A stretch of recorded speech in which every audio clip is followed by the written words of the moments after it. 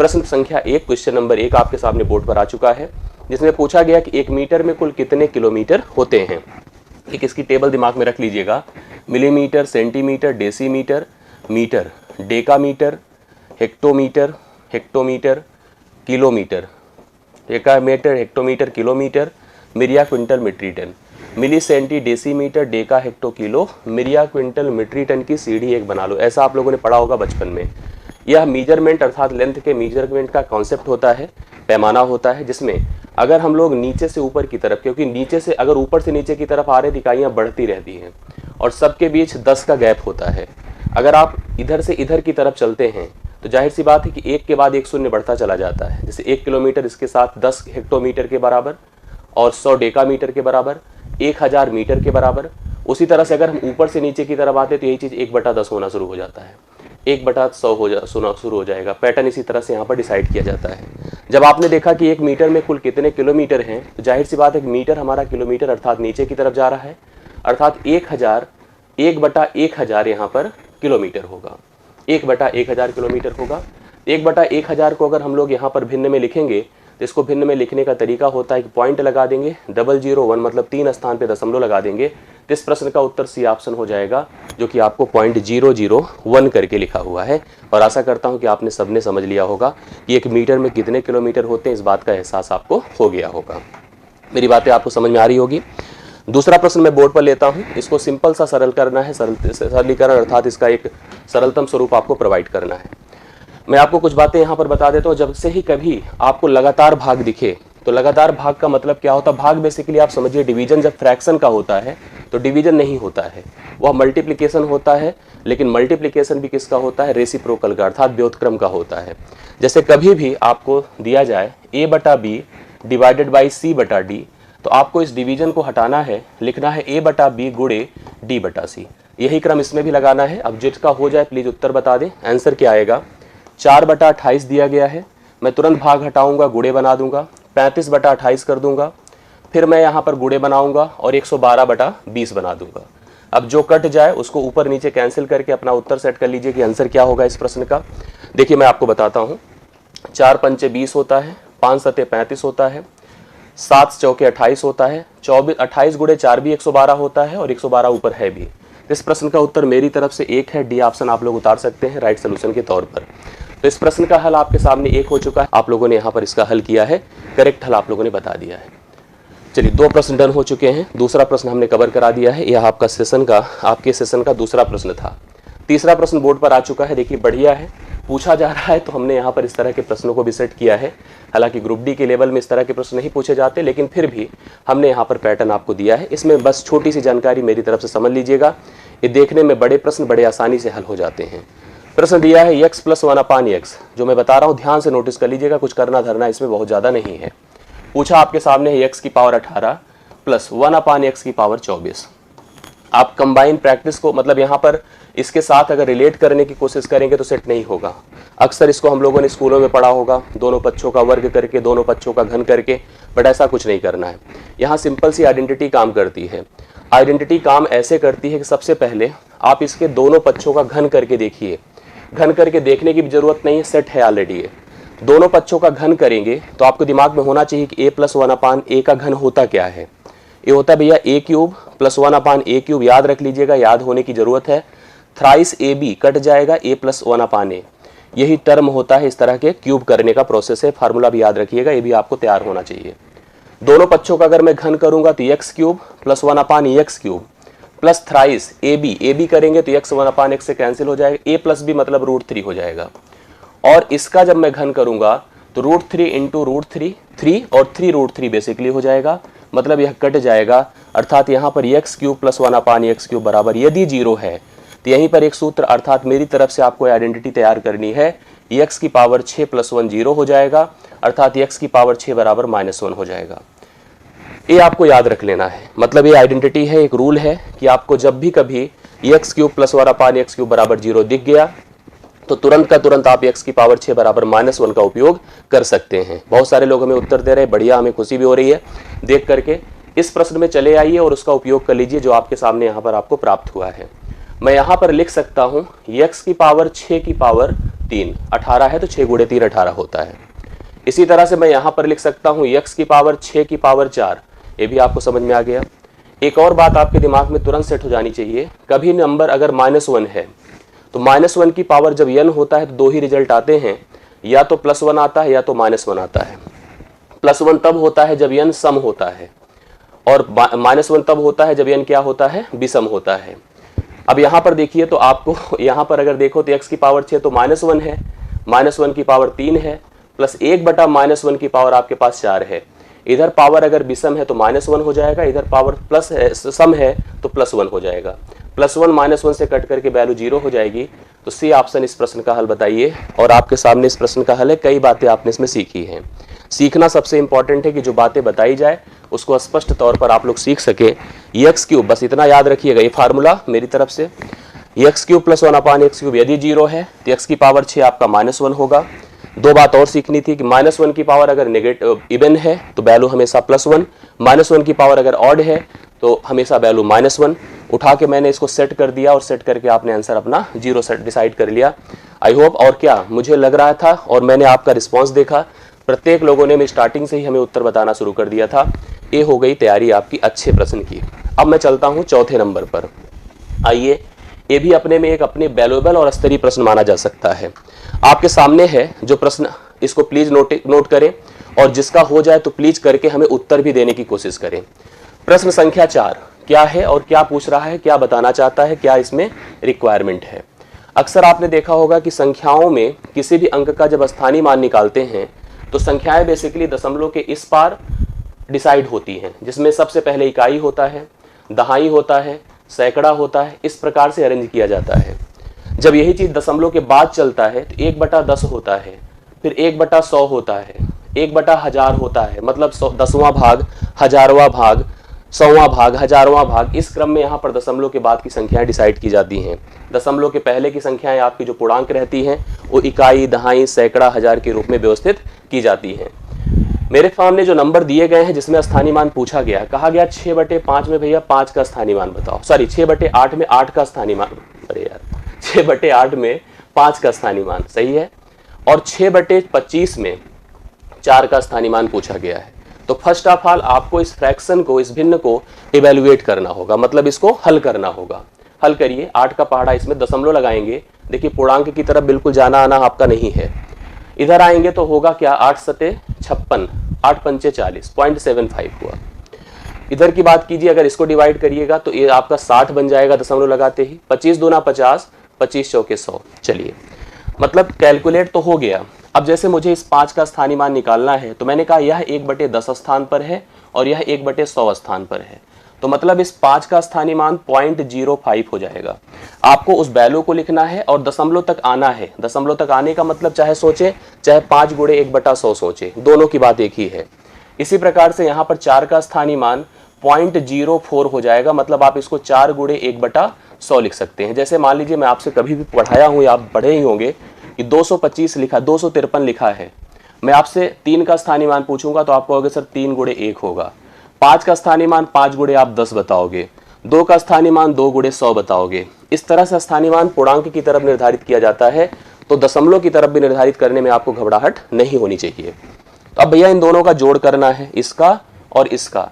जब आप जोड़ेंगे तो 0.09 होगा। क्या हमारे कहीं उत्तर में लिखा है? नहीं, यह तो नहीं लिखा, बट इसका भिन्न रूप लिखा है। मैं इसके भिन्न रूप मतलब 9 लिखूंगा, एक के बाद 2 जीरो बढ़ाकर प्रेजेंट कर सकता हूं।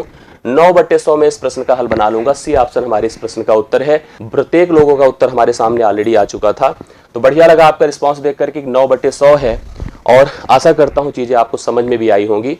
स्थानीय मान जब दशमलव की तरफ चल करके हमें निकालना पड़े तो हम इस प्रकार से ही मैनेज करते हैं। 10वां भाग 1/10, 100वां भाग 1/1000, बहुत आसान होता है। आपको परेशान बिल्कुल होने की आवश्यकता नहीं है। आप किसी भी दशमलव की संख्या का स्थानीय मान जब निकालते हैं तो उस पर जाइए और दशमलव की तरफ मूव करिए। जैसे हमें देखिए 5 का निकालना था, 5 पर गए और कहा भैया मेरे को दशमलव की तरफ भेजो, तो भेजेगा तो जितने अंक क्रॉस करोगे उतने जीरो के बाद दशमलव लगाना पड़ेगा। यही कॉन्सेप्ट होता है। ये चौथा हो गया। 5वें नंबर पर मैं पहुंच रहा हूं। आपका चौथा प्रश्न कवर हो चुका है आज के सेशन का। ये देखिए एक बहुत बढ़िया सा क्वेश्चन है जो कि एक वर्गमूल पर आधारित है। मतलब आपको सीधा सीधा इसने कुछ नहीं लिखा है लेकिन कह रहा है कि वर्गमूल निकाल दो। मैं चलिए वर्गमूल निकालने जा रहा हूं। जब भी मैं आपको कुछ बातें बताऊं ध्यान से देखिएगा, उसको नोट करिएगा, उसको लिखिएगा, उसको समझिएगा। अगर कभी दशमलव संख्याओं के वर्गमूल से आपसे संबंध स्थापित करना हो या उसके बारे में डिस्कस करना हो तो दशमलव का स्थान हमेशा सम स्थान पर होगा, नहीं तो नहीं कर पाएंगे आप पर, सम स्थान पर ही होगा। अब सम स्थान पर होने का मतलब क्या है, जैसे आप इसमें चेक करो, 2 2 4 2 6 2 8, मतलब बढ़िया है 6 स्थान पर दशमलव है, सॉरी 8 स्थान पर। तो आपका जो वर्गमूल होगा वो इसका आधा अर्थात 4 स्थान पर दशमलव लगाएगा, 4 स्थान पर दशमलव लगाएगा। ये ध्यान दीजिएगा, इन सब बातों को पॉइंट करते चलिएगा। मैंने कहा कि आपका जो भी नंबर यहां पर प्रेजेंट किया गया है, अगर हम लोग को इसका वर्गमूल कहा जाएगा करने को, तो मैं पहले तो दशमलव के अंक गिनूंगा, 2 2 4 2 6 2 8, तो मैं 4 स्थान पर दशमलव अपनी संख्या के अर्थात उत्तर में लगाऊंगा।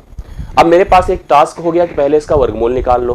तो मेरे पास नंबर है 69169। मैं इसके वर्गमूल को निकालने के बारे में सोच ही रहा था, मेरी नजर ऑप्शन पर गई। ऑप्शन पर जब हम पहुंचे तो देख रहे हैं लगभग आपको सब के सब उत्तर ऐसे दिखे, ये जैसे 243 है, ये भी 243 है, ये 263 है, भी 243 है। इसमें 3 अंक पे दशमलव लगा है, इसमें 3 3 6 अंक पे दशमलव लगा है, 3 2 5 अंक पे दशमलव लगा है। 4 अंक में केवल एक ही ऑप्शन में लगा हुआ है, वो आपको सी ऑप्शन में दिख रहा है और यही इस प्रश्न का उत्तर हो जाएगा। हालांकि आप में से अक्सर पूछेंगे सर हम इसको करें कैसे, मतलब इसका प्रोसेस क्या होता है, इसका वर्गमूल निकलता कैसे है। वर्गमूल निकालने के फैक्टराइजेशन मेथड, भाग विधि, अलग अलग विधियां आपने पढ़ी है। हम लोग क्या करते हैं, अंतिम के 2 अंकों को क्या करते हैं, छोड़ करके बाकी के लिए काम करते हैं। जैसे इसके लिए अब हम काम करेंगे, एक ऐसी संख्या का चुनाव करेंगे जिसका वर्ग 691 से कम रहे या उसके बराबर रहे। तो 25 का वर्ग होता है 625 और 26 का वर्ग होता है 676, तो मतलब मेरे हिसाब से यहां पर 26 हो जाएगा। अंतिम में अगर 9 है तो 2 ऑप्शन ले सकता है, या तो 3 या तो 7, या तो 3 या तो 7, क्योंकि 3 का वर्ग भी 9 होता है, 7 का वर्ग 49 अर्थात 9 होता है।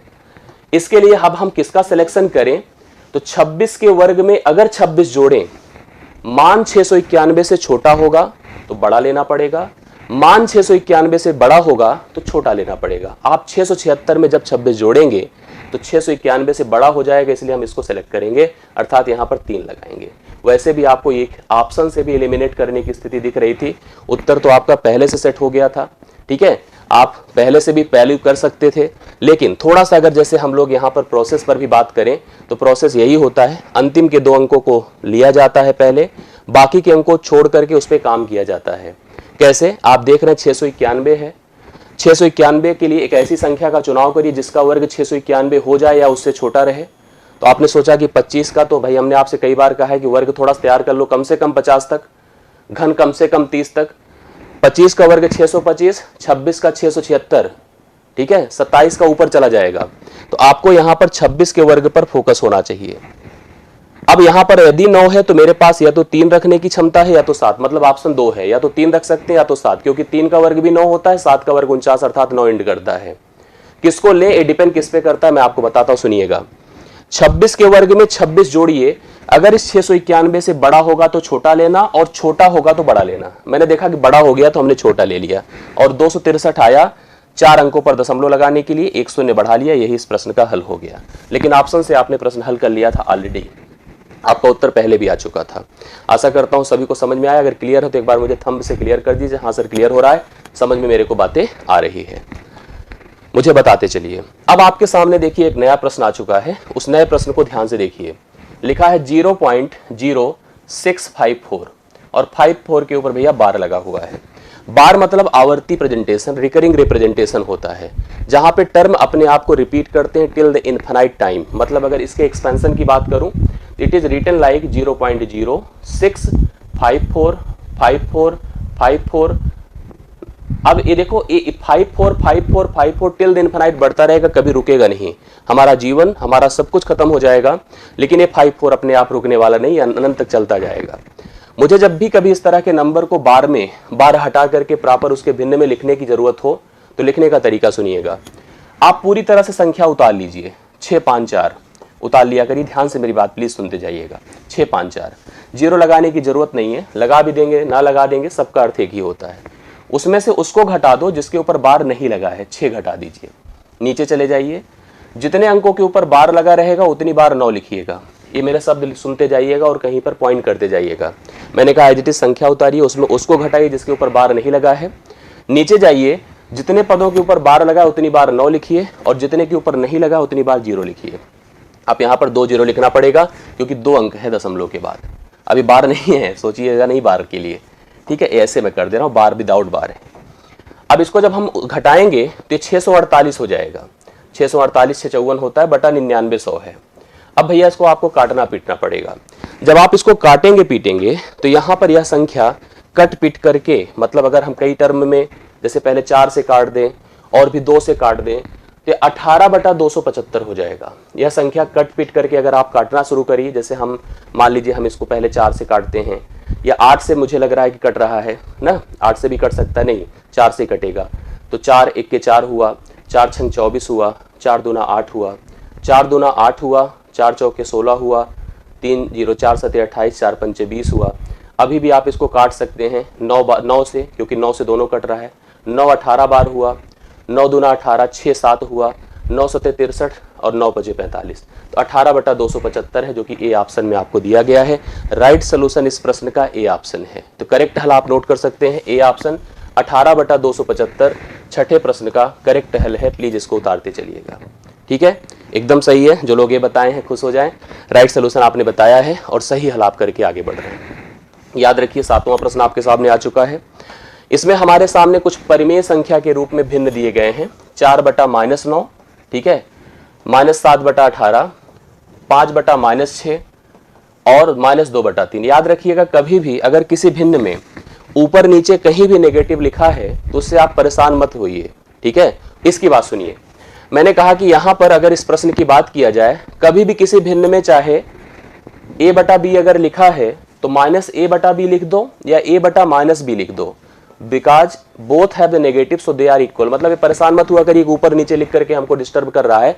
तो आप याद रखिएगा उसका अर्थ एक ही होता है, उसका मतलब नेगेटिव ही है, ऋणात्मक ही है।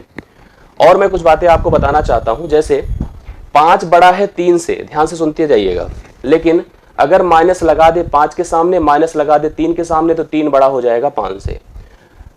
ऋण में जो संख्या मैग्नीट्यूड अर्थात अमाउंट में बड़ी होगी वह उसका मान छोटा होगा और जो छोटी होगी उसका मान बड़ा होगा। इसको आप दिमाग में रखिएगा। मतलब मेरे ऊपर जितना कम कर्ज होगा उतना मैं बड़ा व्यक्ति माना जाऊंगा और जितना ज्यादा कर्ज होगा उतना मैं छोटा व्यक्ति माना जाऊंगा। यहां पर स्थिति यही होती है।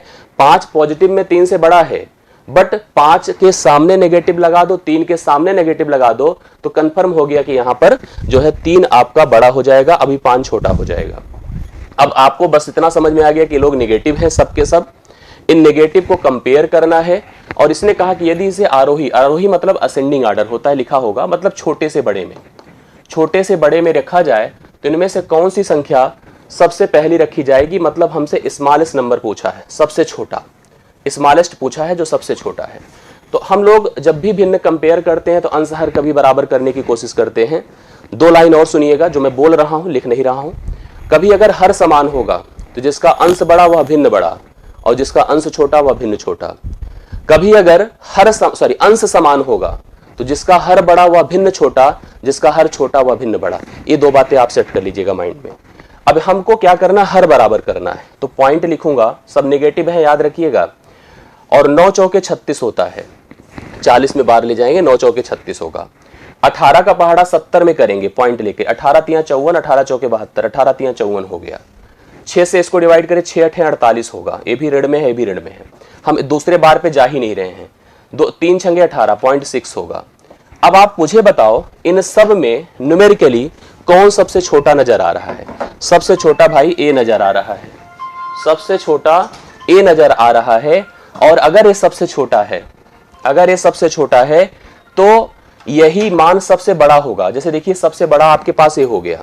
अब क्योंकि जो सबसे बड़ा होगा, क्योंकि वो नेगेटिव में है तो इसलिए उसको सबसे छोटा मानेंगे, तो सबसे छोटा इसको प्रदर्शित करेगा। यह जो सबसे बड़ा दिख रहा वही सबसे छोटा हो जाएगा, यह सबसे छोटा हो गया। इसके संबंधित भिन्न कौन है, 5 बटा -6 है। तो 5 बटा -6 अर्थात सी ऑप्शन को हम इस प्रश्न का हल बना लेंगे। तो 5 बटे -6 लगा दीजिए, इस प्रश्न के लिए राइट सोल्यूशन हो जाएगा।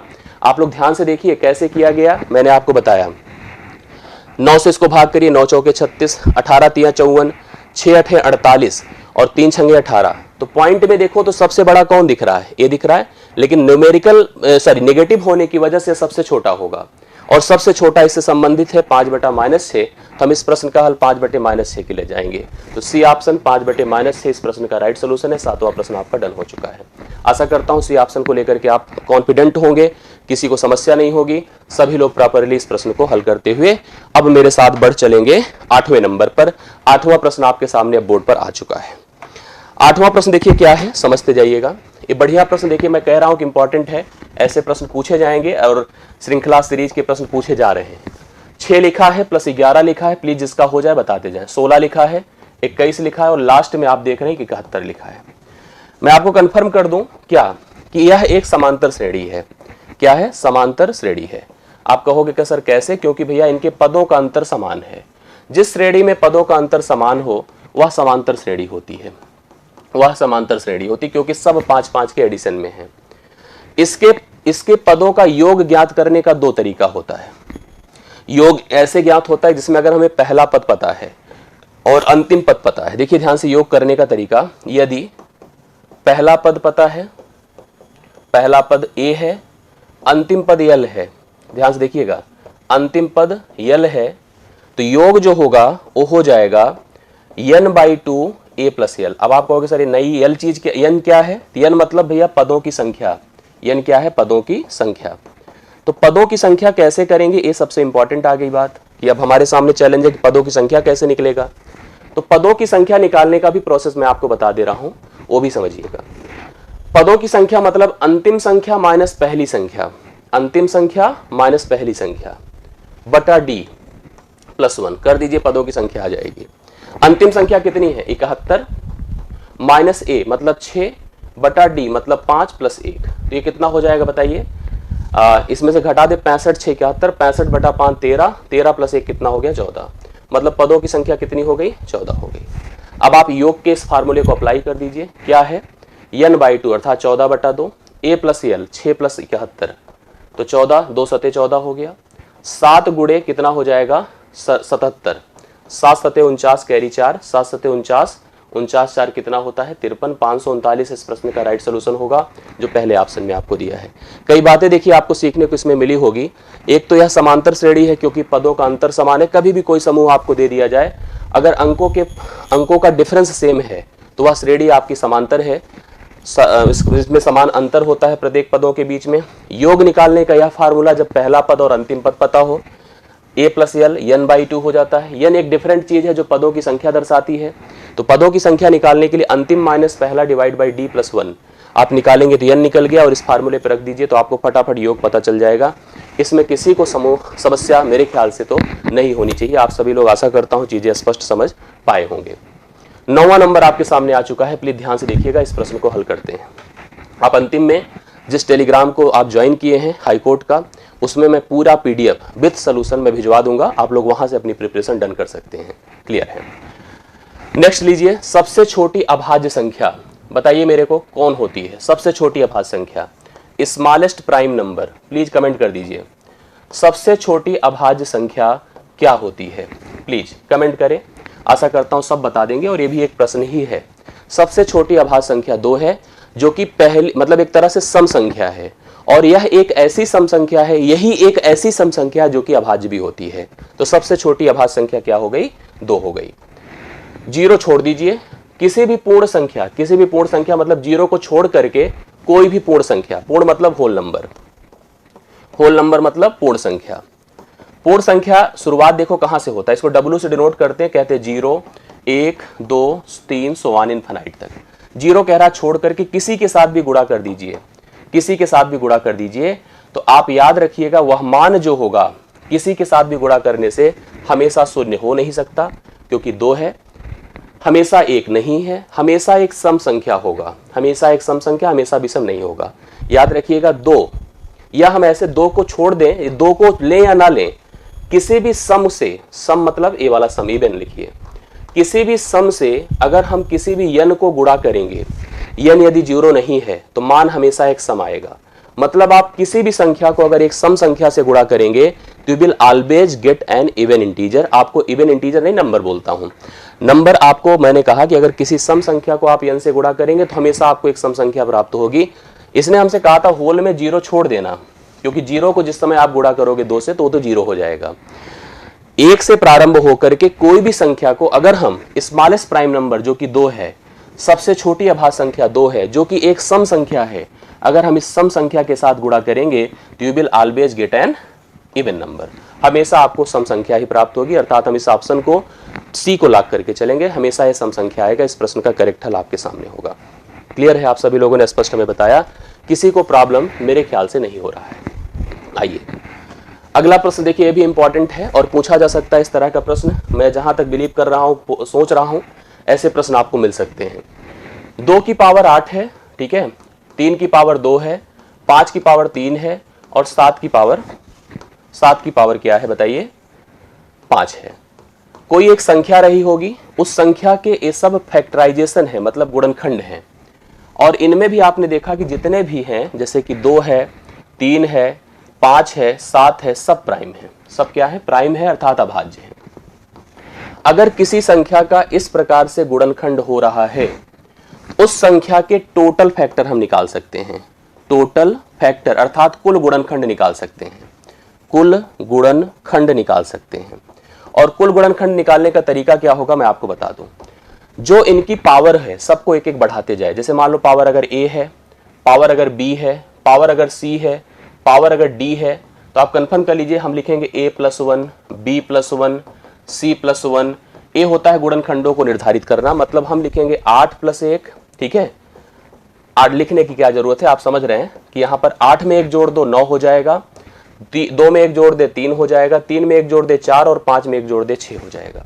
तो टोटल फैक्टर हम निकाल सकते हैं। क्या कर सकते हैं? हम टोटल फैक्टर निकाल सकते हैं। पहले कब निकाल सकते हैं बताइएगा? जब हमने कहा कि हमको किसी भी संख्या के अगर फैक्टराइजेशन क्लियर है, मतलब उसके अभाज्य गुणनखंड विथ दियर पावर अवेलेबल है, मतलब पता है, तो हम टोटल फैक्टर निकाल सकते हैं। आप करके देखिए कितना हो जाएगा। 6 चौके 24, 72, 72 गुणे 9, 9 दूना 18 हो गया, 9 सत्ते 63, 1 64, मतलब 648 टोटल इसके गुणनखंड होंगे इस संख्या के जिसके फैक्टराइजेशन ये हैं। अब इस प्रश्न में हमसे पूछा क्या है कि इसके कितने गुणांक सम हैं। तो कभी भी किसी संख्या का जब फैक्टराइजेशन करेंगे तो उसका सम होने का चांस केवल 2 पे बेस होता है, 2 पे डिपेंड करता है। बाकी सब देखिए सारे के सारे अभाज्य सब विषम होते हैं। तो हमको क्या करना चाहिए? पहले विषम निकालना चाहिए। अब आपको जैसे विषम गुणनखंड निकालना है तो विषम के लिए देखिए आप विषम पर जाइए, इनको छोड़ दीजिए। लिखिए 2 + 1 मतलब 3, 3 + 1 मतलब 4 और 5 + 1 मतलब 6। तो विषम गुणनखंड हमारे क्या हो गए? विषम गुणनखंड मतलब 4 × 12 × 72, ये हो गए विषम गुणनखंड। अब अगर आपको सम गुणनखंड निकालना है, सम गुणनखंड निकालना है, तो टोटल में से आप टोटल फैक्टर में से ऑड फैक्टर माइनस कर दीजिए। तो आपके पास है 648 माइनस आप कर दो 72, 8 से 2 6, 14 से 7 7, 5 का 5, 576 हो जाएगा, जो कि आपको सी ऑप्शन में दिया है। यही आपके सम गुणनखंड होंगे। याद रखिए प्रोसेस क्या होता है। कोई संख्या दी जाए, हमसे कभी टोटल फैक्टर पूछ लेगा, तो टोटल फैक्टर के लिए सबसे पहले आप उसको फैक्टराइज कर दो, उसके प्राइम फैक्टर्स बनाओ और उनके पावर लिखो। सभी पावर को एक एक बढ़ाकर आपस में गुणा करने से टोटल फैक्टर पता होता है। अगर आपसे सम गुणनखंड पूछा जाए तो आप विषम निकालिए पहले, और विषम निकालने का तरीका क्या होता है? सम को केवल 2 को छोड़ दीजिए, बाकी जितने हैं सबकी पावर को एक एक बढ़ाकर आपस में गुणा कर दीजिए, विषम गुणनखंड आ गए। अगर सम गुणनखंड निकालना है तो टोटल में से सम माइनस कर दीजिए, तो हम लोग यहाँ पर सम गुणनखंड आराम से निकाल सकते हैं। 576 इस प्रश्न का राइट सोल्यूशन हो जाएगा। मतलब मेरी बातें समझ पाए हैं आप लोग? आगे बढ़ता हूं, 11 नंबर आता है। ये देखिए एक बहुत बेहतरीन और स्तरीय प्रश्न है। मैं इसका एक तरीका आपको प्रोसेस बताऊंगा, प्रश्न पहले एकदम यहाँ पर समझने की कोशिश करिएगा। कहा गया कि हमारे सामने कोई एक संख्या थी, संख्या थी जब किसी संख्या को किसी भाजक मतलब डिवीजर जिससे भाग दिया जाता है से विभाजित किया जाता है तो शेषफल 24 आता है। आप किसी भी संख्या को जब किसी अनदर संख्या से डिवाइड करते हैं तो 2 चीजें आती हैं, एक तो भागफल आता है और एक भैया शेषफल आता है।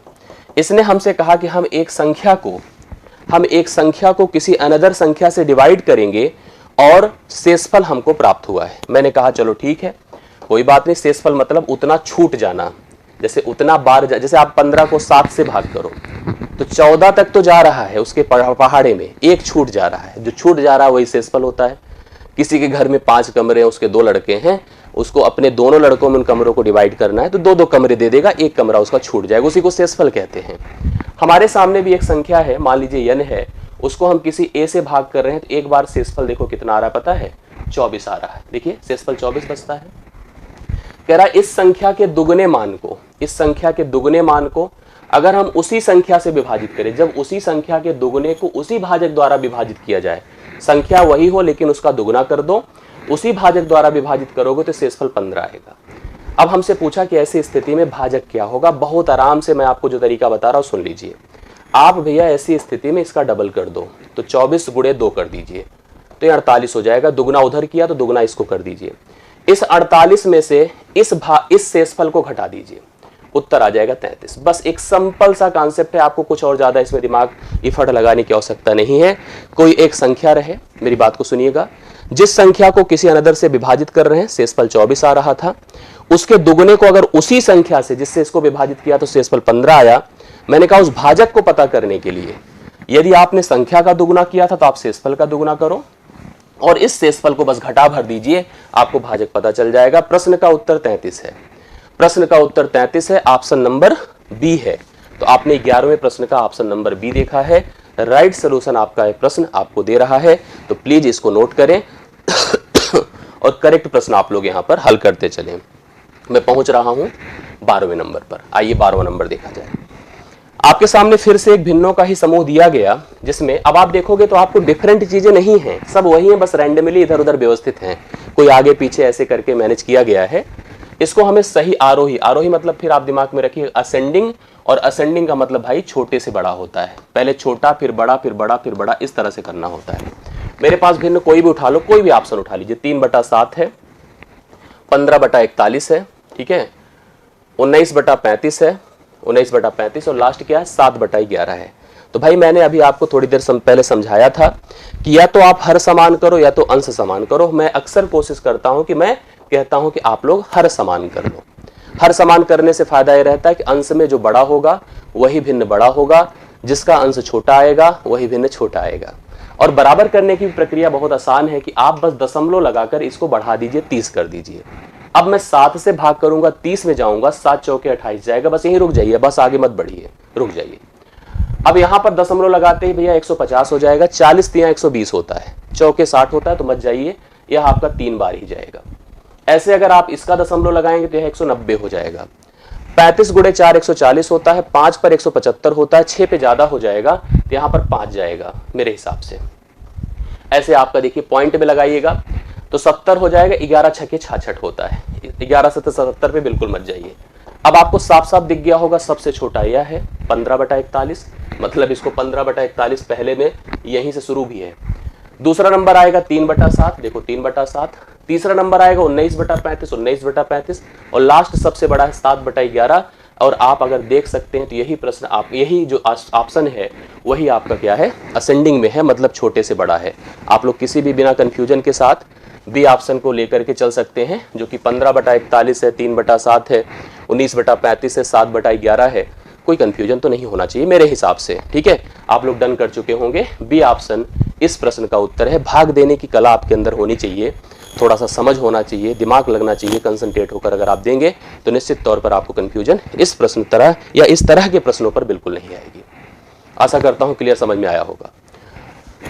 13 नंबर, चलिए एक सरलीकरण का प्रश्न हम लोग यहाँ पर कवर कर लेते हैं।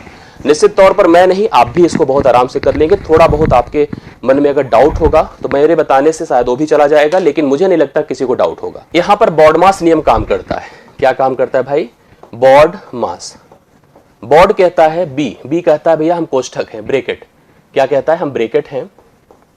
इनके पहले भी एक ब्रेकेट होता है जिसको वी कहते हैं, बिन कॉलम अर्थात रेखा। कहीं के रेखा कोष्ठक आपने देखा होगा जो ऊपर बना रहता है, उसका अर्थ एक ही होता है, वही होता है। ब्रेकेट में भी सबसे पहले छोटा होता है, फिर मझला होता है, फिर बड़ा होता है। मतलब सबसे पहले हम छोटे को तोड़ते हैं, हमको ऐसे पढ़ाया गया तब मैं बोल रहा हूं, फिर मझला तोड़ते हैं, फिर बड़ा तोड़ते हैं। वर्ग ब्रैकेट। हम कहते हैं तोड़ने का मतलब ये नहीं होता है कि तोड़ देते हैं हथौड़ी से, नहीं, तोड़ने का मतलब उसके अंदर जो कैलकुलेशंस होती है उसको सॉल्व करते हैं। अब इसके बाद नंबर आता है ओ का। ओ मतलब होता है आप का मतलब होता है भैया का, और एक्टिविटी इसके गुणे से परफॉर्म की जाती है। कहीं आप या का लिखा हो तो मतलब गुणा होता है, आप गुणा कर दो। डी मतलब डिवीजन होता है, डिवीजन का अर्थ होता है भाग, अर्थात आपको भाग देना पड़ेगा। यम मतलब मल्टीप्लिकेशन होता है, मल्टीप्लिकेशन का अर्थ होता है गुणा, अर्थात आपको गुणा करना होगा। और ए मतलब एडिशन होता है, एडिशन का मतलब आपको जोड़ना होगा, ठीक है, जोड़ करना होगा। और यस मतलब भाई सब्ट्रैक्शन होगा, अर्थात आपको घटाव करना होगा, ठीक। मतलब हमारे सामने यह ऑर्डर ऑफ प्रियोरिटी बन जाएगी, मतलब इसी क्रम में हमको आगे काम करना है। पहले हमें ब्रैकेट तोड़ना है, फिर हमको क्या करना है बताओ, आप अप्लाई करना है, फिर डिवीजन, फिर मल्टीप्लिकेशन, फिर एडिशन, फिर subtraction. This is the process. एक कंफ्यूजन मन में लोगों को होता है, सर यह भी गुणा और यह भी गुणा, तो किसको पहले लगाएंगे? हम तो कहेंगे यार ये भाग से भी पहले लगेगा, कभी जरूरत का की हो जाए ना तो भाग से पहले लगा दीजिएगा, ठीक। आइए इस प्रश्न को किया जाए तो सबसे पहले छोटे कोष्ठक में चलते हैं और उसमें भी भाग अप्लाई करेंगे। सबसे पहले क्या अप्लाई करिए? भाग।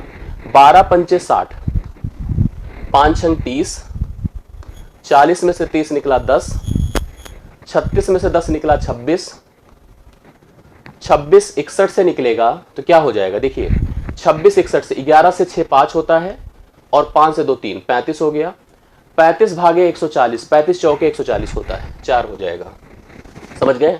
देखिए 12 पंचे 60, 5 अंक 30, 40 से 30 10, 36 में 10 26, 61 से 26 35, 35 भागे 140 कर दीजिए, 4 आ जाएगा।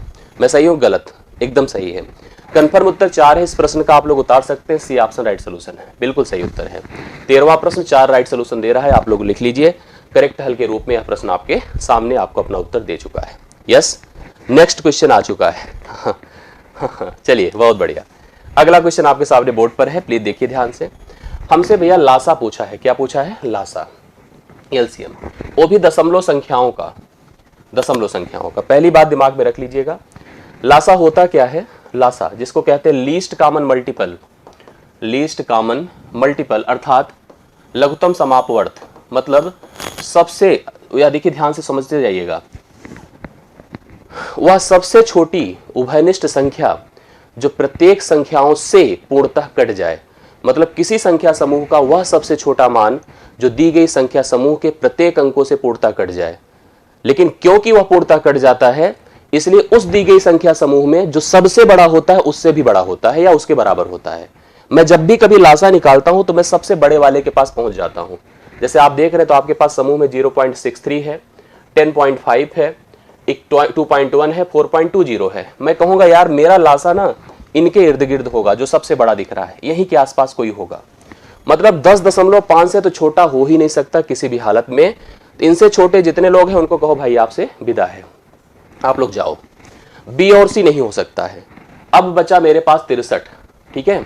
अब बचा 63, 63 को मैं देखूंगा तो इससे कट जाएगा, इससे 100% कट जाएगा। आप काट के देख लीजिएगा, इससे भी कट जाएगा, इससे भी कट जाएगा, इससे भी कट जाएगा, अर्थात प्रत्येक से कट रहा है। 63 अगर आप चेक करके देख लीजिएगा तो प्रत्येक से कटा। कटना मतलब दशमलव में नहीं आए, कटने का मतलब पूर्णांक में आए। तो निश्चित तौर पर इस प्रश्न का उत्तर 63 होगा, जो आप लोग उतार सकते हैं। देखिए आप कह रहे हैं 2 ऑप्शन तो हो ही नहीं सकता, 6300 भी नहीं होगा, इसे बहुत बड़ा है। 6300 भी नहीं होगा, बहुत बड़ा है। और इसका जो प्रोसेस है इसी तरह से मैंने 10.5 के इर्द गिर्द देखा। अब ध्यान से देखिएगा, आप अगर डिवाइड करके चेक करेंगे तो सभी से पूर्णतः कट जाएगा। यही 63 मतलब 0.63 63 is the right solution for this question. तो 14वां प्रश्न आपको ए ऑप्शन करेक्ट हल दे रहा है। आइए, हमने कहा कि हमारे सामने देखिए भिन्न दिए गए हैं, 13/23 है, 23/62 है, 48/93। कभी भी अगर आपको कुछ भिन्न दिए जाएं, A/B, C/D, E/F, इस प्रकार के अगर कभी कोई भिन्न दिए जाएं तो इनका जब लासा पूछा जाएगा ना तो हमसे कहा जाएगा अंशों का लासा, अंशों का लासा बटा हरों का मासा, हरों का मासा। याद रखिए कुछ इसमें बातें मैं आपको समझाऊंगा। और कभी अगर मासा पूछा जाए तो उल्टा कर दीजिएगा, कहिएगा अंशों का मासा, उस समय अंशों का मासा बटा हरों का लासा। उल्टा हो जाता है बस, और कुछ नहीं। तो अब जैसे इस प्रश्न में हमसे अगर लासा पूछा तो मैं कहूंगा 13, 23 और 49 का लासा होगा, का क्या होगा? लासा होगा। और डिवाइड बाई 31, 62 और 93 का क्या होगा बताइए? मासा होगा। चलिए आइए हल किया जाए। लासा ध्यान दीजिएगा ऐसी संख्याएं जो कि कोई भी उभयनिष्ठ, मतलब वो अपने सरलतम रूप में होती हैं, कोई भी उभयनिष्ठ टर्म नहीं है तीनों के बीच में कॉमन। मतलब कभी भी अगर ऐसी संख्याएं आपको लासा के लिए दी गई हो जिनके बीच कुछ भी उभयनिष्ठ नहीं बचा हो, वो सीधा अपने स्वरूप में है, भले वो प्राइम ना हो, कंपोजिट हो, कुछ भी हो, अगर उनके बीच कुछ भी उभयनिष्ठ नहीं है, सीधा सीधा उनका गुणा करना होता है। 13 गुणे 23 गुणे 49, यह होगा लासा। मासा की बात करिए तो मासा क्या होता है पता है? मासा वह सबसे बड़ी संख्या होती है जो प्रत्येक को काट दे। क्योंकि यह प्रत्येक को काट देती है, लेकिन तो इसका मतलब मैं यहां से अनुमान लगाता हूं कि जो दी गई संख्याएं उनमें जो सबसे छोटा है, मैं इसकी तरफ भागाता हूं।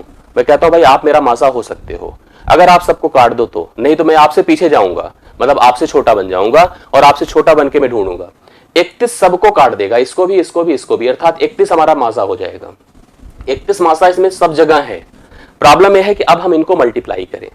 तो अगर आप इनको मल्टीप्लाई करेंगे 13 गुणे 23 गुणे 49 को, तो 14,352 आएगा। गुणा करके आप देख सकते हैं 14,352 आएगा।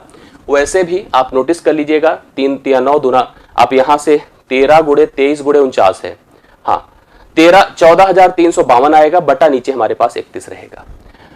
हम लोग इस प्रश्न का उत्तर कितना मान लेंगे? पहला ऑप्शन। तो पहला ऑप्शन इस प्रश्न का उत्तर है 14,352।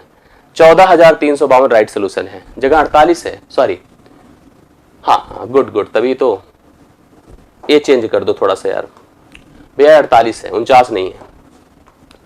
हाँ यार, नहीं तो भी गड़बड़ हो जाता। सही बात आपने कहा, ये देखिए 48 है। चलिए, अब मैंने कहा कि अब यहां पर आप फिर भी आप नोटिस करिए इनके बीच कुछ भी परस्पर ऐसा उभयनिष्ठ टर्म नहीं है। जब कभी भी हमारे पास ऐसी संख्या हमको दे दी जाए जिनके बीच कुछ भी कॉमन ना हो, अर्थात वो सभी अभाज्य हो, एक भाज्य हो बाकी अभाज्य हो, ठीक है, ऐसी संख्या जिनके बीच कुछ भी उभयनिष्ठ ना हो, कॉमन फैक्टर ना हो, तो उन संख्याओं का लासा हमेशा उनका गुणा होता है। इसलिए मैंने कहा इनका सबका आप गुणा कर दो तो लासा हो जाएगा। मासा के लिए मैंने सबसे छोटी, जैसे हम हमेशा कोशिश करते हैं जब लासा निकालना हो तो मैं सबसे बड़े के पास जाता हूं, कहता हूं भाई क्या आप सबसे कट रहे हो? अगर कट रहे हो तो आप ही लासा हो, नहीं तो आपसे बड़ा मैं ढूंढता हूं, ठीक है, जो सबसे कट जाए। मासा के लिए मैं सबसे छोटे के पास जाता हूं, कहता हूं क्या आप सबको काट सकते हो? अगर वो सबको काट दे तो वही मासा है, नहीं तो मैं इससे छोटा ढूंढूंगा जो सबको काट पाए। तो मैंने देखा 31 सबको काट देगा, तो 31 हमारा मासा हो गया, बाकी इनको गुणा किया, तो इस प्रश्न का उत्तर पहला ऑप्शन आ गया। पहला ऑप्शन यहां पर इस प्रश्न का यस यस यस 15वां नंबर आपने डन किया। मैं 16वें पर आता हूं। 16वां क्वेश्चन आपके सामने बोर्ड पर है। चलिए आइए प्रश्न फिर से देखा जाए। एक कस्बे की 5% जनसंख्या को किसी महामारी में मृत्यु हो जाती है, मतलब वहां पे जो कस्बे की जनसंख्या है वो 5% किसी महामारी में मृत्यु हो जाने के कारण कम हो जाती है, और बची हुई जनसंख्या में से 8% उस महामारी की वजह से घबराकर कस्बा छोड़कर भाग जाते हैं। जैसे अभी कोरोना आया था तो देखो लोग जगहों से, अलग अलग जगहों से पलायन करना शुरू कर दिए। कुछ तो जिसकी मृत्यु हो गई, उसके बाद जो बचे उनमें से भी कुछ लोग पलायन कर गए। यदि कस्बे की कुल जनसंख्या अभी भी 88,274 है, तो प्रारंभ अर्थात शुरुआत में कस्बे की कुल जनसंख्या क्या रही होगी? आप इसको देखने की कोशिश करिए। मैंने कहा भैया पहले 5% कमी हुई है, ये देखिए मैंने डाउन एरो लगा दिया, फिर 8% कमी हुई है। अब इसको करने का तरीका क्या है? दो। एक तो ट्रेडिशनल तरीका होता है जिसमें आप मानते हैं कि पहले क्या जनसंख्या थी, और इसका जैसे देखो हमको घट करके संख्या पता है कि कम होकर के कितनी हो गई इनिशियली, अर्थात प्रारंभ में क्या थी। इसको पता करने का एक सिंपल फार्मूला भी होता है, बट फार्मूला कभी कभी टाइम टेकन होता है, इसलिए हम फार्मूले पर नहीं जाते हैं। हम लोग कहते हैं इसको भिन्न में बना लो, 5/100 कर दो, 1/20 हो जाएगा। 5/100 करना है, समझ रहे हैं ना आप लोग? भिन्न परसेंटेज हटाने के लिए 5/100 किया, 1/20 हो गया। ऐसे इसको 8/100 करेंगे, 4 दूना 8, 4 25, मतलब 2/25 हो जाएगा। अभी जो हमने कहा कमी हुई ना, उसको प्रेजेंट कैसे किया जाएगा? देखिए ऐसे किया जाएगा, 20 में से 1 घट करके 19 हुआ, फिर 25 में से 2 घट करके 23 हुआ। मतलब ये प्रारंभ था, ये अभी का है। यह अभी का मान करेक्ट हमारे पास कितना है बताइए? 88,274। हमसे इसका मान पूछा गया था कि प्रारंभ में इनिशियली क्या था। अब मैं क्या करूंगा कि मैं या तो चाहूं इन दोनों को मल्टीप्लाई करके इसको भाग दूं, या अलग अलग करके दूं। जब आप इसको भाग करेंगे 23 से तो 38 हो जाएगा, 38। अब 19 से भाग करेंगे, 19 दूना 38 होता है, 19 दूना 38 202 होगा। 202 को लाइए 25 दूना 50 अर्थात 500 से गुणा कर दीजिए। 500 से 202 को करिए, 2 शून्य तो ऐसे बढ़ गए, 5 दूना 10, 5 शून्य शून्य, 5 दूना 10, 101 000, 101 000 इनिशियल पॉपुलेशन थी, मतलब प्रारंभिक की जनसंख्या आपकी 101 000 थी। मेरी बात आप समझ पा रहे हैं? बाकी आपने देखा कि बी ऑप्शन राइट सोल्यूशन है। 16वां प्रश्न आपके सामने करेक्ट उत्तर हो चुका है। 101 000 is the right solution for the given question. I hope आप सबको समझ में आया होगा। बी ऑप्शन आप सभी ने उतार लिया है। ऐसे प्रश्न बनते हैं, कभी कभी कहीं ऐसा होता है कि पहले बढ़ता है फिर घटता है, या केवल बढ़ता है, या जैसे इस प्रश्न में केवल घटा। पहले 5% मृत्यु हुई, 8% लोग घबराकर कस्बा छोड़ दिए। भिन्न में बना लिया करिए, अगर यही बढ़ाना होता तो 20 से 21 करते, 25 से 27 करते, लेकिन घटाना है तो 20 से 19 किया और 25 से 23 किया। आप इसको कैंसिल करने की कोशिश करिए पहाड़ा पढ़ करके, जितना बार जाए। जैसे हमने पूरा काट के देखा 202 गया, अब 202 को इनके प्रोडक्ट के साथ गुणा कर दीजिए। 101 000 is the right solution for the given question. आपके सामने जो आपका प्रश्न दिया गया है, बाकी मैं एज पीडीएफ जैसे सोल्यूशन हो रहा है एज इट इज मैं आपको प्रोवाइड कर दूंगा, आपको दिक्कत नहीं आएगी, पूरी चीज आप वहां से भी रिवाइज कर सकते हैं।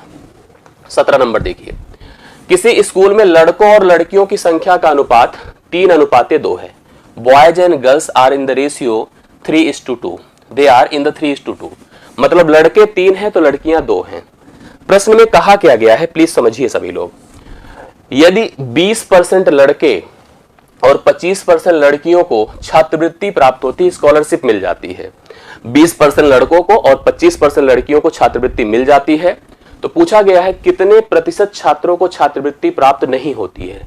ऐसे कितने बच्चे हैं जिनको छात्रवृत्ति नहीं मिलती है। अब आप इसको चाहे 3-2 से लेकर चलो, या मैं कह रहा हूं इसको अगर आप चाहे 300 बना लो, इसको आप 200 बना लो, ये बढ़िया रहेगा, इसमें कोई दिक्कत नहीं, आराम से प्रश्न हल भी हो जाएगा। टोटल 500 हो गया, इसके हिसाब से टोटल 500 हो गया। अपने हिसाब से आप 30-20 ले सकते हैं, 3000 2000 ले सकते हैं, जो लेंगे दोनों में सेम मल्टीप्लीकेशन। जिनको छात्रवृत्ति मिली है, किनको किनको मिली बताइए? 20% लड़कों को, इसका 20% करिए, क्या होगा पता है? 60 होगा। 10% 30 होगा, 20% 60 होगा। देखिए मैंने कहा 300 का अगर मुझे 20% करना हो तो 20% 1/5 होता है, 5 अंक 30 60। मैंने कहा 60 लोगों को यहां छात्रवृत्ति मिली है। इसका जब मैं 25% करूंगा, 25% मतलब 1/4, 4 से मतलब 1/4 मतलब 50 हो जाएगा।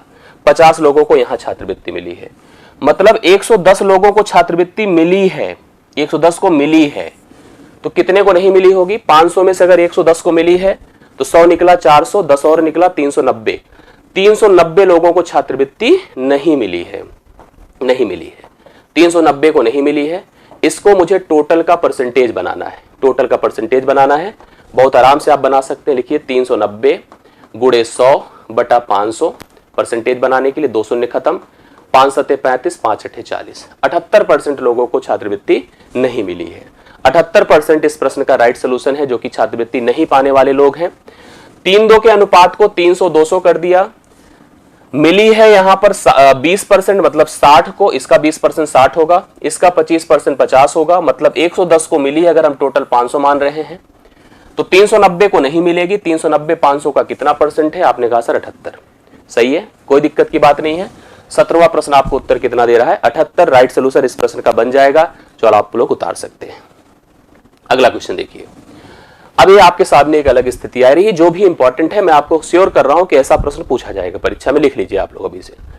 एक अभ्यर्थी 20% अंक प्राप्त करके 35 अंकों से फेल हो जाता है। जैसे कभी कभी 2 छात्र होते हैं, दोनों साथ में पढ़ाई लिखाई कर रहे हैं, एक परीक्षा देते हैं। परीक्षा देने का मतलब कुछ ऐसे, परीक्षा जब हम देने बैठते हैं तो हमारी कॉपी 0% लिखी होती है। जब मैं पूरा लिख देता हूं तो 100% लिख जाती है, या 100% का हमारा टारगेट होता है। हमेशा अब आप जब एग्जाम देते हैं तो किसके लिए देते हैं? पास होने के लिए देते हैं कि पूरा पाने के लिए? हमेशा कोशिश करिए पूरा पाने के लिए एग्जाम दीजिए।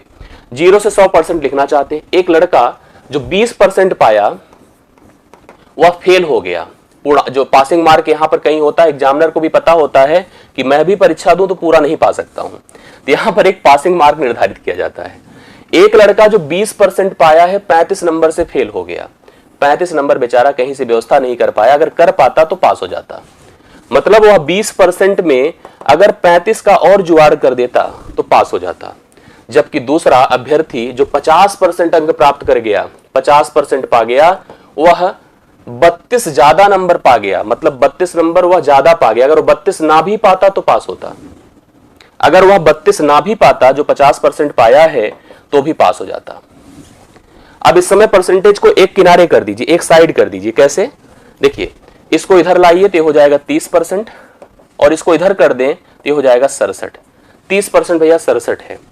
हमेशा ऐसे प्रश्नों में जो जैसे हम मान लो पासिंग मार्क हैं, आप मेरे उस तरफ हो, मतलब फेल वाली कम वाली पोजीशन में हो, तो आप मेरे तक पहुंचना चाहते हो। एक मुझे क्रॉस कर गया है, वो मेरे से अगर पीछे भी होता, मतलब थोड़ा सा पीछे भी आ जाता तो भी मेरे तक रहता। यही स्थिति है। ये जो 20% वाला मेरे से पीछे है वो मेरे तक पहुंचना चाहता है, 35 नंबर पीछे है। जो 50% वाला है मेरे को क्रॉस कर गया है, कितना? 32 नंबर। अगर वो अपने में 32 घटा दे तब भी मेरे को पा सकता है, अर्थात दोनों पास हो सकते हैं। इस स्थिति में हमेशा परसेंटेज का अंतर किया जाता है, अंकों का जोड़ किया जाता है, दोनों बराबर हो जाते हैं। ठीक है। अब 67 है 30% और परीक्षा का पूर्णांक है 100%।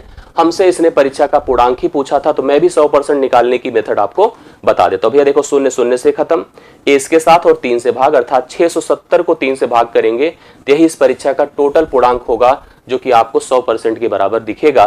बी ऑप्शन इस प्रश्न का राइट सोल्यूशन है। बात समझ रहे हैं कि नहीं? तो आप ऐसे जब भी प्रश्न देखिए तो उसमें यही करिए। मतलब इसमें 3 स्थितियां बनेगी। 2 छात्र दोनों फेल हो जाएं तो वो दोनों एक ही तरफ रहते हैं। उस समय अगर हमें प्रश्न हल करना होता तब भी मैं परसेंटेज का अंतर करता हूं और अंकों का भी अंतर करता हूं, क्योंकि एक साइड में रहते हैं। दोनों पास हो जाते हैं, खुशी की बात होती है।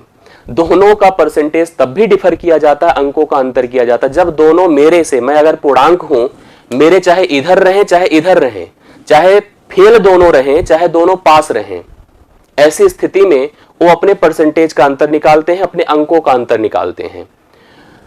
पास है तब भी परसेंटेज का अंतर निकालेगा, अंकों का अंतर निकालेगा। बट जो मेरे इस पार हो और इस पार हो तो उस समय केवल परसेंटेज का अंतर होगा, अंकों को जोड़ा जाता है। मेरे वह उतनी दूर पर है, वह उतनी दूर पर है, अंकों को जोड़ा जाता है। याद रखिए, कंपैरिजन करने का यही प्रोसेस है। आप ऐसे प्रश्न अगर देखेंगे तो 100% कर पाएंगे। परीक्षा में प्रतिशत का डिफर करिए और अंकों को जोड़ दीजिए, दोनों को कंपेयर करिए। पूर्णांक हमेशा 100% होगा, उसका मान निकालेंगे तो आपको उत्तर सही प्राप्त हो जाएगा। क्लियर है? यह इस प्रश्न का हल था, जो कि बी ऑप्शन में दिया गया था। आशा करता हूं आपने प्रत्येक ने सीख लिया, समझ लिया। अगले प्रश्न पर मैं आता हूं। इसका बताइए मुझे, कौन कौन इसका उत्तर दे सकता है, और मुझे भरोसा है सब दे सकते हैं। 19 नंबर, सीमा की वार्षिक आय, वार्षिक मतलब एक साल में कितना कमाती है पता है? जोड़ के देखिए, शून्य गिनिए, इकाई, दहाई, सैकड़ा, हजार, 10,000, लाख, 10 लाख, 15 लाख। भैया सीमा जो है 15 लाख रुपए कमाती है एक साल में। कोई बताए उसकी सैलरी क्या है महीने की? महीने में कितना कमाती होगी? कोई बताओगे? हमें बता दें अगर कोई संभव हो। 1 लाख रुपए एक साल में कमाती है। महीने का निकालना है तो महीने की सैलरी उसकी कितनी हो जाएगी पता है? 1 लाख बटा 12, क्योंकि 12 से डिवाइड करना पड़ेगा। तो 12 1 के 12, 3 0, ठीक है। 12 दूना 24, 12 दूना 24, और आगे कितना हो जाएगा बताइए? अगर 15 लाख को हम लोग यहां पर डिवाइड कर देते हैं कितने से? 12 से, तब तो उसकी मंथली सैलरी हमको पता चल जाएगी। 12 के 12, 3 0 हुआ, 12 दूना 24, 12 पंचे 60, 1,25,000 रुपए वह पर मंथ कमाएगी। 1,25,000 रुपए वह पर मंथ कमाएगी, क्योंकि वह 15 लाख रुपए एक साल में कमाती है। अगर वह 30,000 रुपए उसमें EMI दे देती है, मतलब 1,25,000 कमाती है लेकिन 30,000 रुपए EMI दे देती है। देखो, यह उसकी मासिक आय है। उसकी मासिक आय कितनी हो गई है? 1,25,000। लेकिन वह EMI कितनी दे देती है बताइए? यही दुनिया में चल रही इस समय, EMI। इतना खतरनाक शब्द है, लोग इसी पर गुमान करते हैं, EMI पर। यह EMI है जो व्यक्ति को इस समय चला रही है। कह रहा है कि EMI उसकी इनकम का कितना परसेंट, उसकी मासिक वेतन का कितना परसेंट EMI है। तो आप पहले भैया इस शून्य को खत्म कर दीजिए, तीनों को। अब आप करो 30 गुणे 100 बटा 125। 25 पंचे 125 होता है, 25 चौके 100, 5 छंग 30 होता है, 6 चौके 24। 24% अपनी पूरी इनकम का लगभग 1/4 भाग वह EMI में दे देती है। लगभग 1/4 भाग अर्थात 24% वह EMI में खर्च कर देती है, घर के लिए, कार के लिए, जो भी जरूरतें मासिक हमारी होती हैं उसके हिसाब से। मतलब 1.5 लाख, अगर 15 लाख वह साल भर में कमाती है तो 1,25,000 महीने की कमाती है। 30,000 EMI देती है। 30,000 1,25,000 का कितना होगा? 24% के बराबर होगा। पहले ऑप्शन में इस प्रश्न का उत्तर दिया गया है, राइट सोल्यूशन। अगला प्रश्न देखिएगा, देखो ऐसा प्रश्न ट्रेंड में है, आपकी परीक्षा जो हाईकोर्ट करा रहा है आयोग, ऐसा प्रश्न ट्रेंड में है, तो प्लीज इस तरह के प्रश्नों को तैयार कर लीजिए जिससे कि दिक्कत ना होने पाए आपको। कहा गया है 70 का 40%, 70 का 40%, 80 के 30%, 80 के 30%, 70 का 40%, 80 के 30% से x% ज्यादा है, मतलब यह ज्यादा है। तो हमसे x का मान पूछा है कि वह कितने परसेंट ज्यादा है। आइए करा जाए। 40% मतलब क्या होता है, पहले बात दिमाग में रखिए। किसी का भी अगर हमें कोई परसेंटेज निकालना है तो भैया 10% निकालने की कोशिश करो। हालांकि इसमें भी कोई समस्या नहीं किसी को। 40% मतलब 2/5 होता है, आप उसको 2/5 से गुणा कर दे, उत्तर हो जाएगा। नहीं तो मैंने कहा 10% निकालने की कोशिश किया करिए। 10% हमेशा उस संख्या जिसे 70 दी गया है, 70 का 10% निकालना, मैं एक अंक पे दशमलव लगा दूंगा, मतलब 7 हो जाएगा। 40% करेंगे तो 28 हो जाएगा, 7 चौके 28। आप सीधा कर दो 40/100, तब भी आपका 28 ही आएगा। 80 का 30%, तो 8 त्रिक 24, क्या हो जाएगा बताओ, 24।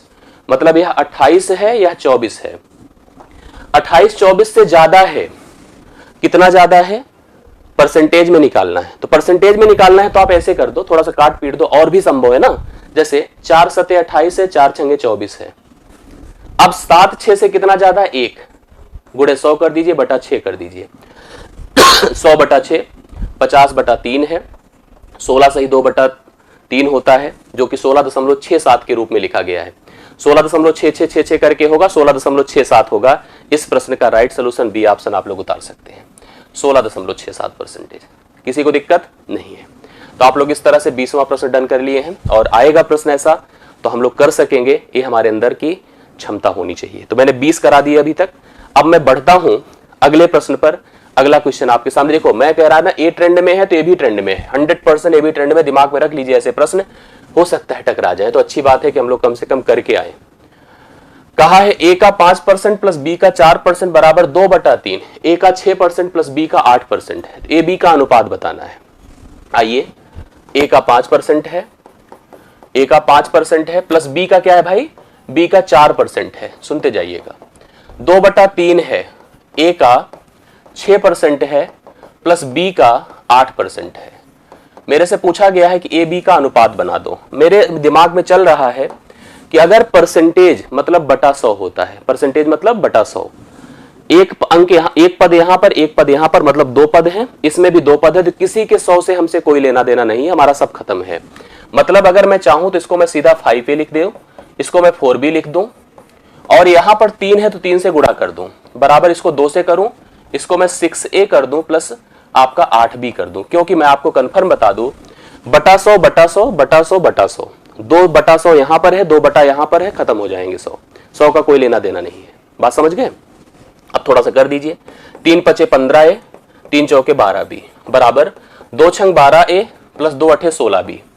ए को एक तरफ कर दीजिए, बुलाइए इसको इधर, ए हो जाएगा 3a, उसको 12 को उधर भेज दीजिए 4b। अब बी को कहिए तुम इधर आ जाओ, और 3 को उधर भेज दीजिए, 4/3 हो जाएगा। मतलब a बटा b अगर आपसे पूछा गया है तो 4/3 अर्थात 4:3 है। बी ऑप्शन इस प्रश्न का हल है, 4:3। 21 नंबर बी ऑप्शन 4:3 इस प्रश्न का राइट सोल्यूशन आप लोग उतार सकते हैं, कंफर्म है। हाँ, क्लियर हो गई बातें। आई होप आपको समझ में आया होगा। 21वां नंबर आपका डन हो चुका है। प्रश्न आपको क्लियर स्पष्ट भी हुआ होगा। अगर क्लियर हुआ है भाई तो एक बार वीडियो को लाइक कर दें, शेयर कर दें, एक बार हमको भी अपडेट कर दें कि हमें सब बातें समझ में आ रही है। पता चल रहा है कि हम अपनी धुन में चल रहे हैं, आप अपनी धुन में चल रहे हैं, किसी का धुन कुछ क्लियर में हो रहा है कि नहीं हो रहा है। तो ये जरूरी होता है। वीडियो को लाइक करते चलिए, शेयर करते चलिए, और अपडेट करते चलिए। हाँ सर, हमको सब बातें समझ में आ रही हैं। आगे बढ़ूं, अगले प्रश्न पर आता हूं। 21 नंबर आपका हो चुका है। 22वां देखिए, 22वां प्रश्न आपके सामने बोर्ड पर आ चुका है। प्लीज सभी लोग ध्यान से देखिए, क्या करना है, क्या होगा। हीरू एक व्यक्ति हैं जिन्होंने क्या किया, 47,000 रुपए में एक पुरानी कार खरीद ली। 47,000 में उन्होंने एक पुरानी कोई कार खरीद ली जो मिलती है। इसकी मरम्मत, इन्होंने कहा मरम्मत कर दो भाई। 3,000 रुपए और खर्च कर दिया, मैकेनिक को दे दिया। मतलब 47,000 में खरीद करके 3,000 रुपए मरम्मत पर खर्च किया। मतलब कुल इन्वेस्टमेंट 50,000 का था। 50,000 कुल लागत आई कार को लेकर के। उन्होंने जब बनवाया, चलने योग्य बनाया, तो कुल 50,000 लगा। पता चला कि उनकी इच्छा हुई कि भैया हम ये चलाएंगे नहीं, हम इसको बेचेंगे। उन्होंने तुरंत लागत लिया और बेच दिया, कहा अरे जाओ 58,000 रुपए में बेच दिया। उन्होंने कहा पुराने पे कौन चलेगा। हीरो इतने दिमागदार थे, उन्होंने 47,000 में कार खरीदा, 3,000 मरम्मत लगाई और 50,000 को लागत को लेकर 58,000 में बेच दिया। तो उनके लाभ का हमको प्रतिशत बताना है। तो देखो बढ़ा है, बढ़ने को सेट कर लीजिए अपने हिसाब से, ये 3 जीरो ऐसे गायब कर दिया करिए। ये 25 होगा और ये 29 होगा। अब बताइए कितना ज्यादा है, 4 ज्यादा है। कितना, 4 ज्यादा। लिखिए 4 गुणे 100 और किससे ज्यादा है, 25 से। तो 25 चौके 100 होता है, 4 चौके 16 होता है, 16%। तो बी ऑप्शन इस समय 22वें प्रश्न का है, 16% राइट सोल्यूशन आप उतार सकते हैं। 16% आ तो रहा है उत्तर, बहुत बढ़िया। राइट सोल्यूशन आपका 16% है, करेक्ट हल आपका हो गया है। ठीक, चलिए हम हीरू का छोड़ देते हैं, अगले प्रश्न पर आ जाते हैं। अगला प्रश्न देखिए 43 नंबर है, बढ़िया क्वेश्चन ये भी है। कह रहा है एक जूट का बैग है जिसे 48 रुपए में बेचने पर अस्मिता को 20% की हानि होती है।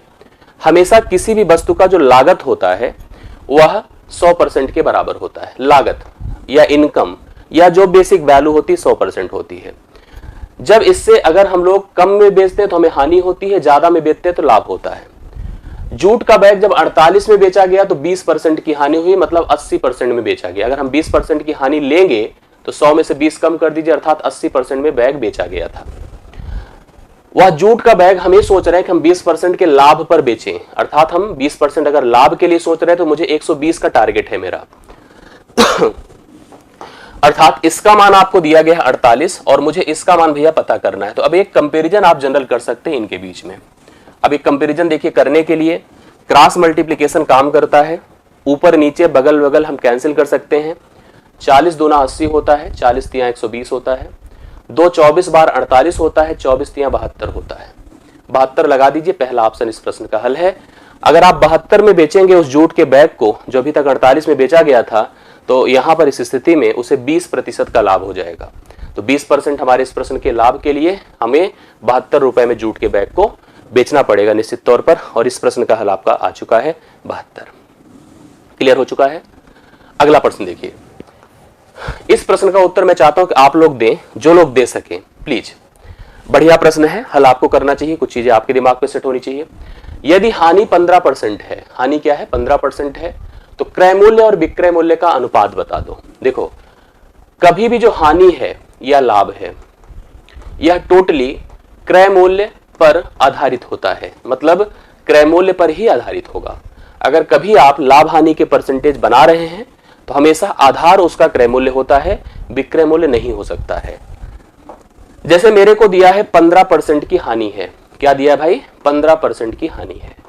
अब ये परसेंटेज है, इसको हम भिन्न में लिखने की कोशिश करेंगे तो 15/100 बोलेंगे, या 5 तिया 15 5 बिसाम में 100 बोलेंगे, अर्थात 3/20 बोलेंगे। बोल सकते हैं कि नहीं, बिल्कुल बोल सकते हैं।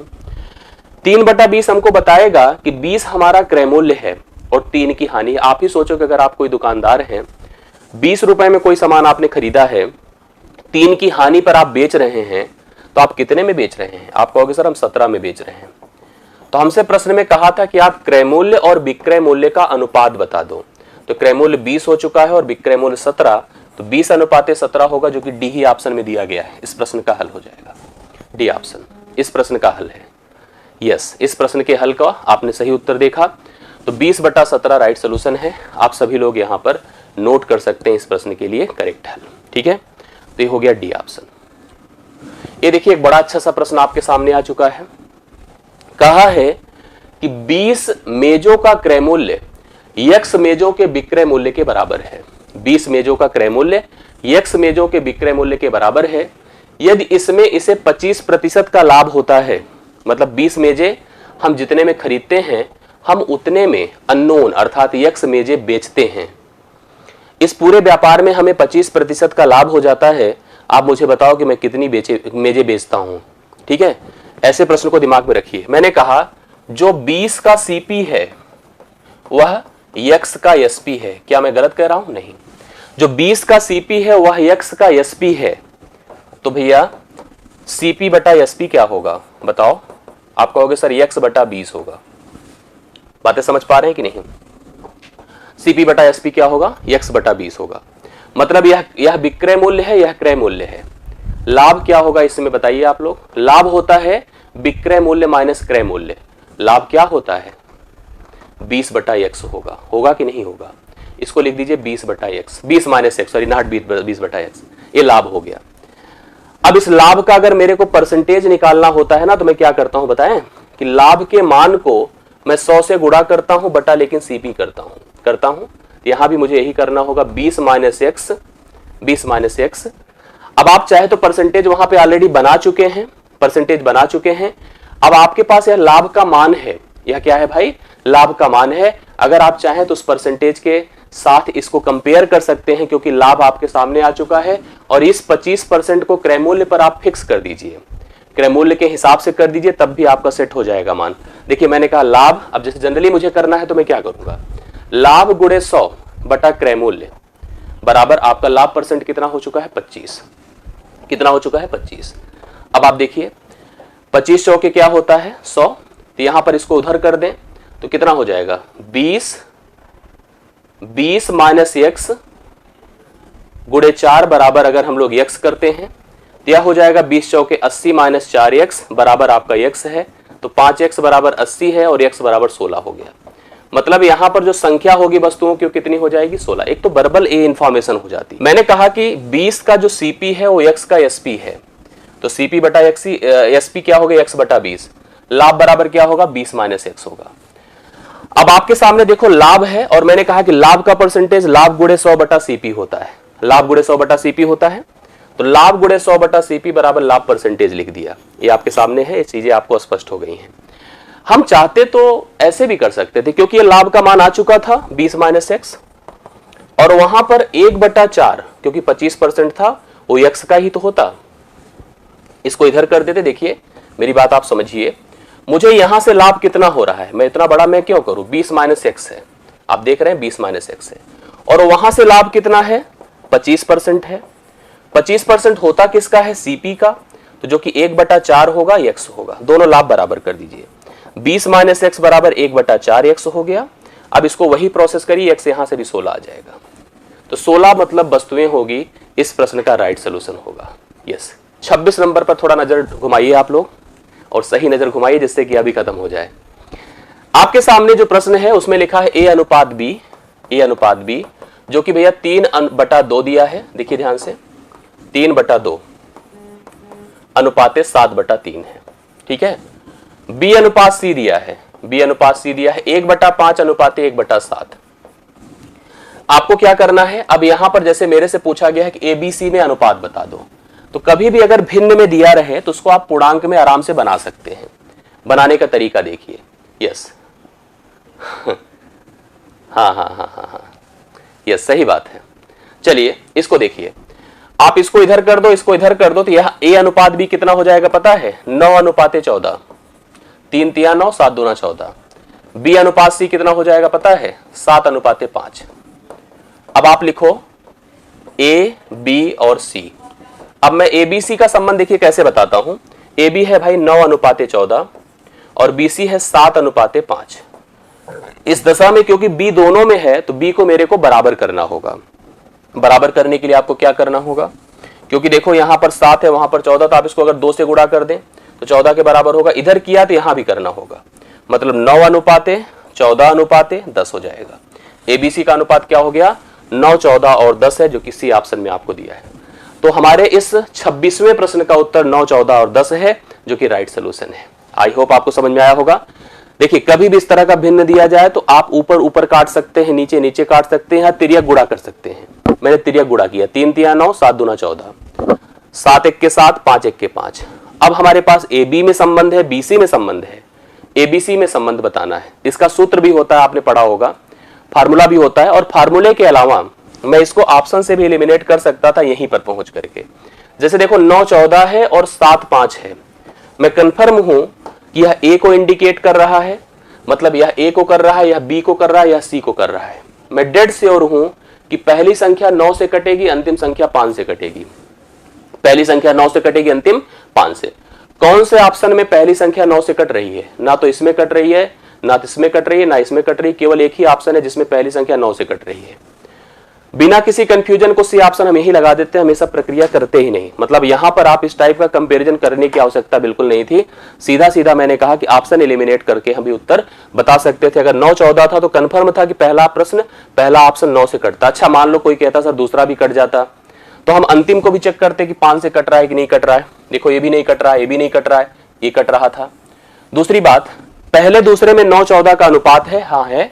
दूसरे तीसरे में 7 5 का, 2 7 14 2 5 10, 7 5 का अनुपात है, तो इससे भी हम लोग यहां पर कर सकते हैं। यस, प्रश्न का हल हो चुका है। 9 से कैसे करते, इसमें किया था तो इसी में करना होता है ना, 9 से करने की जरूरत नहीं थी, जो उसके साथ था उसी में किया जाता है। 26वां प्रश्न आपका डन हो चुका है। 26वां प्रश्न आपके सामने हल हो चुका है।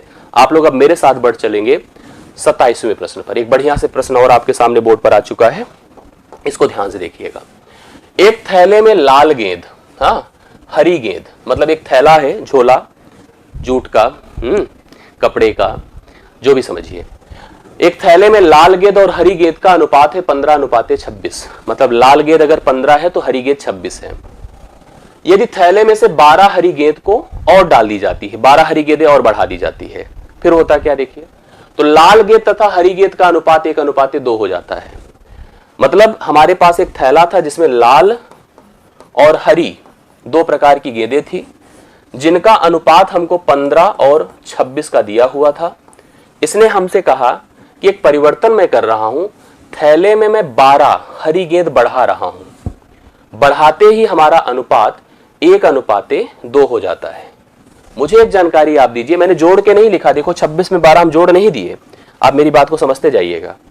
मुझे एक बात बताइए, क्या हमारा जो थैला था उसमें परिवर्तन आपने किस में किया, हरी में किया, लाल में किया? नहीं किया। लाल की संख्या बराबर होनी चाहिए कि नहीं? होनी चाहिए। जबकि लाल अगर देखो तो यहां पर ऊपर 15 था, नीचे 1 है। मैं चाहता हूं कि मेरा लाल वाला जो कॉलम है वो बराबर हो जाए, क्योंकि हमने लाल में परिवर्तन ही नहीं किया, मैंने हरी में परिवर्तन किया था।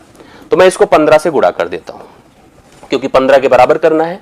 तो यह 15 हो जाएगा और यह 30 हो जाएगा, गुणा होगा, दोनों में होगा। अब देखिए दोनों हमारे लाल बराबर हैं। हरी में परिवर्तन हुआ, मतलब वृद्धि हुई है। कितने की हुई आप बताओ? 4 की। और 4 किसके बराबर है यहां पर? 12 के। 4 किसके बराबर है? 12 के। मेरे से पूछा क्या है, थैले में कितनी लाल गेंद हैं, चाहे पहले चाहे बाद में? 15 ही तो था। तो 4 बराबर 12 है, तो 1 बराबर 3 है, 15 बराबर 15 3 45 है। मतलब लाल गेंदों की संख्या भाई क्या है? 45 है। इस प्रश्न का उत्तर 45 है। 45 कितने लोगों ने बताया है? इस प्रश्न का उत्तर 45 करेक्ट हल होना चाहिए। आपने देखा कि पहले लाल और हरी का जो अनुपात था 15:26 का था। मैंने एक चीज कहा कि अगर हमने यहां पर 12 हरी गेंद और डाल दी, 12 इसमें हरी गेंद और बढ़ा दी, तो इससे हमारा जो अनुपात है 1:2 हो गया। तो देखिए मैंने बढ़ाया 12, लेकिन मैंने जोड़ा नहीं, क्योंकि अनुपात से अनुपात में जाने में आप डायरेक्ट नहीं जोड़ सकते हैं। यहां एक बात ध्यान में रखनी पड़ेगी, थैले में अगर 15 हमारे पास लाल थी तो 15 ही लाल रहनी चाहिए, क्योंकि लाल में मैंने कोई परिवर्तन किया ही नहीं है। तो मैंने देखा लेकिन यार अनुपात में तो परिवर्तन हो गया है, तो मैंने कहा कि इसको बराबर करने के लिए आप 15 से गुणा कर दो। अच्छा भाई, इसमें अगर होगा ना तो इसमें भी होगा, क्योंकि 1:2 बैलेंस रहना चाहिए। तो ये 15 हो जाएगा और यह 30, अर्थात 15:30 लिखा जाएगा। अब आप लाल देखो बराबर है, बट हरी में परिवर्तन है और वृद्धि 4 की दिख रही है, जो कि एक्चुअल 12 के बराबर है। तो 4 की तुलना मैंने 12 से की, 1 बराबर 3 हो गया। लाल गेंदें मेरे पास 15 थी, चाहे शुरू में चाहे बाद में, तो 15 बराबर भैया 45 हो गया। तो यहां पर प्रश्न का उत्तर लाल गेंदों की संख्या 45 हो चुकी है, जो कि आपको 27वें प्रश्न में दिख रहा है, और करेक्ट हल आप नोट कर चुके हैं। मेरी बातें आपको समझ में आ रही होंगी, और आशा करता हूं कि आपको क्लियर स्पष्ट समझ में आया होगा। जिसको भी कंफ्यूजन थोड़ा बहुत भी मन में है, मैं आपको कहूंगा कि एक बार PDF में भेजूंगा, इसको एज इट इज जैसे लिखा गया है, ऐसे समझाया गया है, आप उसका एक रिवीजन, क्विक रिव्यू कर लीजिएगा, जिन जिन प्रश्नों में आपको डाउट होता जा रहा है। ठीक है, चलो अगला प्रश्न आपके सामने आ चुका है। एक बहुत बढ़िया स्तरीय प्रश्न है। ऐसे प्रश्न देखिए आपको जो है जनरल बेसिस पे नहीं मिलते हैं, लेकिन आप करोगे तो बहुत बढ़िया से आपको समझ में आएगा। कहा गया मेरे पास 117 रुपए थे, 117 रुपीज। PQR में बांटना था, P थे, Q थे और R थे। कहा गया 1/2, 1/3 और 1/4 के अनुपात में बांटना था। बट इसने इसकी गलती कर दी और इसकी बजाय इसने 2, 3 और 4 के अनुपात में बांट दिया। बांटना चाहिए था 1/2, 1/3, 1/4 में, बांट दिया 2, 3 और 4 में। बात समझ रहे हैं? तो पूछा गया हमसे इसमें कि भैया इस विभाजन में, इस डिस्ट्रीब्यूशन में कौन सबसे अधिक राशि प्राप्त किया है और कितना प्राप्त किया है, कौन सबसे ज्यादा पाया है और कितना ज्यादा पाया है। तो पहले विभाजन कर लो भाई। जो आपका पहला वाला रेशियो है ए क्रम 1/2, 1/3, 1/4, वो एक्चुअली अगर आप इंटीजर में लिखोगे तो 2, 3, 4 का एलसीएम 12 होता है, 6, 4 और 3 के अनुपात में बढ़ जाएगा, 6, 4, 3 का अनुपात बनाएगा। 6, 4, 3 का बनाने का मतलब जो 1/2, 1/3, 1/4 है, एक्चुअली यह 6, 4 और 3 है। आप अपने पैसे को जो कि 117 रुपए है पहले इस अनुपात में बांट दो। बांटेंगे कैसे देखिए, 6, 4, 10, 3, 13, 13 9 117, 6, 4, 10, 3, 13, 13 9 117, 9 6 54, पहले मिलता 54, 9 चौके 36 मिलता 36, 9 त्रिक 27 मिलता 27। पहले स्थिति के हिसाब से अगर बंटवारा हुआ होता तो पहले व्यक्ति को 54 मिलता, दूसरे व्यक्ति को 36 मिलता, तीसरे को 27 मिलता। बट अभी क्या हो गया, 2, 3, 4 के अनुपात में बटा है भाई, तो 3, 2, 4, 5, 5, 4, 9, 9 13 हम में 117 होता है, तो 13 दूना 26 इसको मिलता, 13 तिया 39 मिलता और 13 चौके 52। अब देखिए यहीं पर कहा था, देखो बटना चाहिए था इस क्रम में, बट बट गया इस क्रम में। इसने कहा किसको सबसे ज्यादा मिला और कितना मिला, तो मैंने देखा कि इसको तो भाई कम ही मिला, इसको भी बहुत ज्यादा नहीं मिला, थोड़ा, इसको सबसे ज्यादा मिला, इसको किसको, आर को सबसे ज्यादा मिला। आर कहां पर है, यहां पर है और यहां पर है। और कितना ज्यादा मिला बताइए, 12 से 7 5 और 4 से 2 2 25। आर को सबसे ज्यादा मिला और 25 रुपए ज्यादा मिला। आर को सबसे ज्यादा मिला और 25 रुपए ज्यादा मिला। मेरी बातें समझ पा रहे हैं? इस प्रश्न का राइट सॉल्यूशन क्या हो जाएगा बताइए? हाँ 25 हो जाएगा, सी ऑप्शन। बातें समझ में आई कि नहीं मुझे बताइए। मतलब पहले रेशियो से आप डिस्ट्रीब्यूट करके देख लो, दूसरे रेशियो से डिस्ट्रीब्यूट करके देख लो, दोनों का जो डिफरेंस है वही आपको बताएगा कि कौन ज्यादा रिसीव कर रहा है और कितना ज्यादा रिसीव कर रहा है। ए और बी किसी कार्य को 20 दिन में कर सकते हैं। दो व्यक्ति हैं ए और बी, अगर वो मिल जाते हैं तो किसी काम को 20 दिन में कर सकते हैं। बी और सी अगर करते हैं तो उसी कार्य को 30 दिन में कर सकते हैं, जबकि सी अगर ए के साथ करता है तो 24 दिन में हो पाता है। मतलब यहां पर 3 व्यक्ति हैं, पेयर के हिसाब से काम करते हैं, वो अकेले नहीं करते हैं। वो कहते हैं हम दोस्तों के साथ काम करेंगे। ए कहता है जब मैं बी के साथ करता हूं तो मुझे 20 दिन लगता है। बी कहता है जब मैं सी के साथ करता हूं तो मेरे को 30 दिन लगता है। सी कहता है अगर मैं ए के साथ करूंगा तो मेरे को 24 दिन लगेगा। अब इस हिसाब से अगर देखा जाए तो काम जो है वो पेयर में हो रहा है, not in individual form. But इस प्रश्न में हमसे कहा गया कि बी और सी प्रत्येक अगर अलग अलग करेंगे तो कार्य को कितने दिनों में समाप्त कर पाएंगे। ये बढ़िया प्रश्न होता है। यहां पर आप एक चीज और भी प्रश्न बन सकता है कि तीनों मिलकर कितने दिनों में समाप्त कर पाएंगे। बढ़िया प्रश्न आया है, मैं आपको पूरी बातें समझा देता हूं, सब क्लियर हो जाएगा। आप ऐसे में काम को एक ऐसी मात्रा बना लो जो प्रत्येक से कट जाए, उसी को काम हम मान लेंगे। 30, 20 और 24 से कटने वाली संख्या 120 अर्थात इनका एलसीएम होगा। मैंने 120 को ले लिया और कहा कि सबसे कट जाएगा। ये टोटल वर्क हो गया।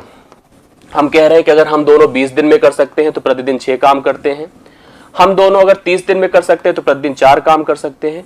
हम दोनों 24 दिन में कर सकते हैं तो प्रतिदिन 5 काम करते हैं। मतलब हमारी क्षमताएं हैं, ए और बी की क्षमता 6 है, बी और सी की क्षमता 4 है और सी और ए की क्षमता, मतलब एक दिन में अगर टोटल काम यदि 120 है तो ए और बी एक दिन में 6 काम करते हैं, बी और सी 4 काम करते हैं, सी और ए 5 काम करते हैं। अगर हम इनको मिला दें तो ए 2 बार है, बी 2 बार है, सी 2 बार है। मैं कह दूं कि इनकी क्षमताएं डबल डबल मतलब डबल इफर्ट है। मतलब मेरी जितनी योग्यता उसका डबल मैं प्रदर्शित कर रहा हूं। ऐसे बी की जितनी योग्यता है वो डबल प्रदर्शित कर रहा है। तो काम 6, 4, 10, 5, 15 ये लोग एक दिन में किया करते हैं। अगर ये लोग अपने डबल अर्थात डबल इफर्ट को शो कर रहे हैं तो एक दिन में 15 काम होता है। बट अगर जब नेचुरल हो जाएंगे, ये लोग एक्चुअल हो जाएंगे, नेचुरल हो जाएंगे, तो एक दिन में भैया 7.5 ही काम होगा। मतलब इनकी सही क्षमता एक दिन की 7.5 की ही है। एक दिन में लोग 7.5 काम कर पाते हैं। गलती से लिखा है 15 क्योंकि डबल डबल दिखाया गया है। अब अगर आपसे ये पूछा जाता कि तीनों मिलकर कितने दिनों में कर पाएंगे तो 7.5 से आप इसको भाग कर देते, उत्तर आ जाता तीनों का। लेकिन तीनों का पूछा नहीं गया है, आपसे बी का पूछा गया है। अगर बी का, अब देखिए ध्यान से, ए बी सी की क्षमता कितनी है बताइए? 7.5। एक दिन में 7.5 काम ये लोग करते, ये क्षमता है। इस क्षमता में अगर मुझे बी का निकालना है तो मैं ए सी का योगदान पूछता हूं। ए और सी एक दिन में कितना काम करते हैं? 5। तो मुझे बताओ बी एक दिन में कितना करेगा, 2.5। कैसे, 7.5 से 5 निकाल दे तो बी की क्षमता एक दिन में 2.5 काम करने की होगी। अब इस बी के सामने इसी 120 काम को पकड़ा दो तो बी क्या कर पाएगा, 120 बटा 2.5, 2.5 दशमलव हटाइए 0, 25 चौके 100, 25 अट्ठे 200, मतलब बी को लगेगा कुल 48 दिन। बी को कुल 48 दिन लगेगा और काम हमारा डन हो जाएगा। अब इसी तरह से अगर हम सी के भरोसे काम छोड़ दें, सी के भरोसे छोड़ने का मतलब फिर वही देखिए, ए बी सी की क्षमता कितनी थी, 7.5। सी के भरोसे मतलब ए बी की क्षमता बताओ, योगदान बताओ, 6 है। ए बी का योगदान 6 है तो सी का योगदान 1.5 होगा, मिलकर 7.5 है। अब सी के भरोसे पूरा काम मैं दे देता हूं, 120 बटा 1.5 था, दशमलव हटा दे 0, 15 अट्ठे 120, 80 दिन इसको लगेगा। हालांकि यहां से कंफर्म हो गया था, जब एक का 48 आया था तो बाकी कहीं 48 तो था नहीं, उत्तर हम यहीं से पहले ही टिक कर सकते थे, लेकिन मैंने कहा जान लीजिए, सीख लीजिए, ए का निकाल सकता हूं, बी का निकाल सकता हूं, सी का निकाल सकता हूं, टोटल निकाल सकता हूं। अगर मेरे से पूछा होता कि मिलके तीनों कितने दिनों में काम कर पाएंगे तो मैं 120 बटा 7.5 कर देता, पता चल जाता कि तीनों मिलकर कितने दिनों में काम समाप्त कर पाएंगे। तो ऐसे प्रश्न आपको मिल सकते हैं, आप लोग तैयार रहिएगा। 100% इंपॉर्टेंट प्रश्न है और ऐसे प्रश्न आपको मिले ये जरूर आप लोग सॉल्व करिए। आई होप आपको समझ में आया होगा। मैंने तीनों की क्षमताएं निकाल दी, तीनों की मिला के क्षमता 7.5 थी। जब मुझे बी को पता करना था मैंने ए सी को बुलाया, 7.5 3 का योगदान था, अकेले ए और सी का योगदान 5 का था तो बी का 2.5 हो गया, 2.5 से 120 को भाग किया। ऐसे अगर हम ए बी सी का योगदान 7.5 का देख रहे थे, सी का पता करना था, ए बी का योगदान 6 देखा तो सी का 1.5 है, 1.5 से भाग किया। तो इस हिसाब से हमने प्रश्न यहां पर उत्तर बताया। सही हल आपके सामने हो गया है। मेरे हिसाब से आप लोग क्लियर कर चुके हैं, आपका डन हो चुका है। चलिए देख लीजिएगा, कोई दिक्कत की बात नहीं है। हाँ, अगला प्रश्न हमारे सामने आ चुका है 30 नंबर। 30 नंबर का प्रश्न ध्यान से सुनिए, क्या है, कहा गया है यदि दिन में 6 घंटे टाइप करने वाले 6 घंटे टाइप करने वाले 8 टाइपिस्ट एक पुस्तक की पांडुलिपि टाइप करने में 15 दिन का समय लेते हैं। मतलब प्रतिदिन वो लोग 6 घंटे टाइप करते हैं, 8 टाइपिस्ट हैं, 15 दिन में एक पुस्तक डन करते हैं। अगर हम प्रतिदिन 8 घंटे ड्यूरेशन कर दें और 9 टाइपिस्ट लगा दें तो हमारी पुस्तक अब कितने दिनों में हो पाएगी? बात समझने की कोशिश करिए। इसके लिए एक फार्मूला होता है M1 D1 H1 divide by W1 R1, एक MDH मसाला आता है, उसी को दिमाग में रखिए। M2 D2 H2 divide by W2 R2। मतलब जब भी कभी यह स्थिति आए कि हमें दिन पता हो कि कितने दिन में काम हो रहा है, कितने घंटे प्रतिदिन काम हो रहा है, वही वर्क आर भी तो होता है, कितने लोग काम कर रहे हैं। अगर ऐसी स्थिति होती है और काम के बदले हमें मजदूरी कितनी मिलती है, काम का कितना भाग हम डन करते हैं, ये दो बातें आपके सामने हो तो एमडी मतलब ऊपर आपका मेन पावर, समय समय में दिन और घंटे, नीचे काम की मात्रा और मजदूरी। अगर यह इस प्रकार से हम लोग यहां पर परस्पर इनको संबंधित कर सकते हैं। इस प्रश्न में 6 घंटे काम होता है, 8 टाइपिस्ट लगते हैं, तो एक पुस्तक 15 दिन में टाइप हो पाती है। 8 घंटे टाइप कराऊं 9 टाइपिस्ट से तो कितने आदमी अर्थात कि कितने दिन का समय लगेगा, दिन कितना लग जाएगा? आइए काट पीट के उत्तर दे दीजिए। 8 8 से काट दो, 3 3 9 होता है, 3 2 6 होता है, 3 5 15 होता है, 5 2 10। मुझे यहाँ पर 10 यहाँ पर दिन लगेगा इस पूरी एक्टिविटी को, इस पूरे टाइपिंग काम को डन कराने में। तो आपके इस प्रश्न का उत्तर 10 है, जो कि पहले ऑप्शन में दिया गया है। आई होप आप समझ गए होंगे। 10 राइट सोल्यूशन, देखिए लगातार उत्तर भी आ रहा है, तो अच्छा लग रहा है आपका रिस्पॉन्स देखकर कि आप लोग सही कर रहे हैं, और श्योर आप करिए सभी लोग। अगले प्रश्न पर आ जाइए। कितने प्रतिशत ब्याज की दर से कोई राशि 30 वर्षों में स्वयं की दुगनी हो जाती है? और ब्याज की दर यहां पर क्या है? साधारण होनी चाहिए। कितने प्रतिशत साधारण ब्याज की दर से, साधारण ब्याज की दर से कोई धनराशि 30 वर्षों में स्वयं की दुगनी हो जाती है? सुनते जाइए। हमारे पास एक धन है 1 रुपए, हम उसको डबल क्या कर दे रहे हैं? 30 साल में कह रहा है डबल हो जा रही है। मतलब 1 रुपया आपका क्या हो रहा है? 2 रुपए हो जा रहा है। डबल होने का मतलब यही तो होता है ना कि आपने कोई निवेश किया, आप 1 करोगे 2 हो जाए, 100 करो 200, 1 लाख करो 2 लाख, डबल हो जाए। और समय कितना लगा भाई? समय लगा है 30 साल। हमसे पूछा ब्याज दर बता दो, दर बता दीजिए। मैं आपकी जानकारी के लिए बता दूं कि कभी भी जब भी साधारण ब्याज का प्रश्न हो, साधारण ब्याज का, उस समय ध्यान रखिएगा जो ब्याज होता है वह दर गुणे समय के थ्रू कंपेयर किया जाता है। मतलब नियमता तो मूलधन गुणे दर गुणे समय बटा 100 फार्मूला आपने पढ़ा होगा, लेकिन मैंने कहा दर गुणे 100 से कंपेयर किया जाता है जब भी ब्याज को हम लोग इवेल्युएट करते हैं। बाकी आपके पास फार्मूले हैं। हमारा मूलधन 1 है, 2 हो रहे हैं, तो ब्याज हमारा 1 है, यही हमारा ब्याज है। 30 साल का समय है, दर हमको R% दिया है, हम इस R% को R बटा 100 कर दें। क्या कर दे? R बटा 100। तो याद रखिए 30 गुणे R बटा जो 100 होगा, इसमें 30 समय है और R बटा 100 दर है, यह अगर काट दिया जाए तो इट इज नाउ 3R/10 हो जाएगा, जिसमें यह साधारण ब्याज है और यही आपका मूलधन है। दर और समय का, मेरी बैच में जो पढ़ रहे होंगे उनको पता होगा, ये चीज हमने बताया, दर और समय का कॉम्बिनेशन ही ब्याज होता है साधारण में। हमने कहा था इसको मंत्र की तरह याद करिया करिए। दर और समय को मिला दे, भिन्न बन जाएगा, परसेंटेज बन जाएगा। परसेंटेज से जब भिन्न बनाओगे तो ऊपर का भाग ब्याज, नीचे का भाग मूलधन होगा।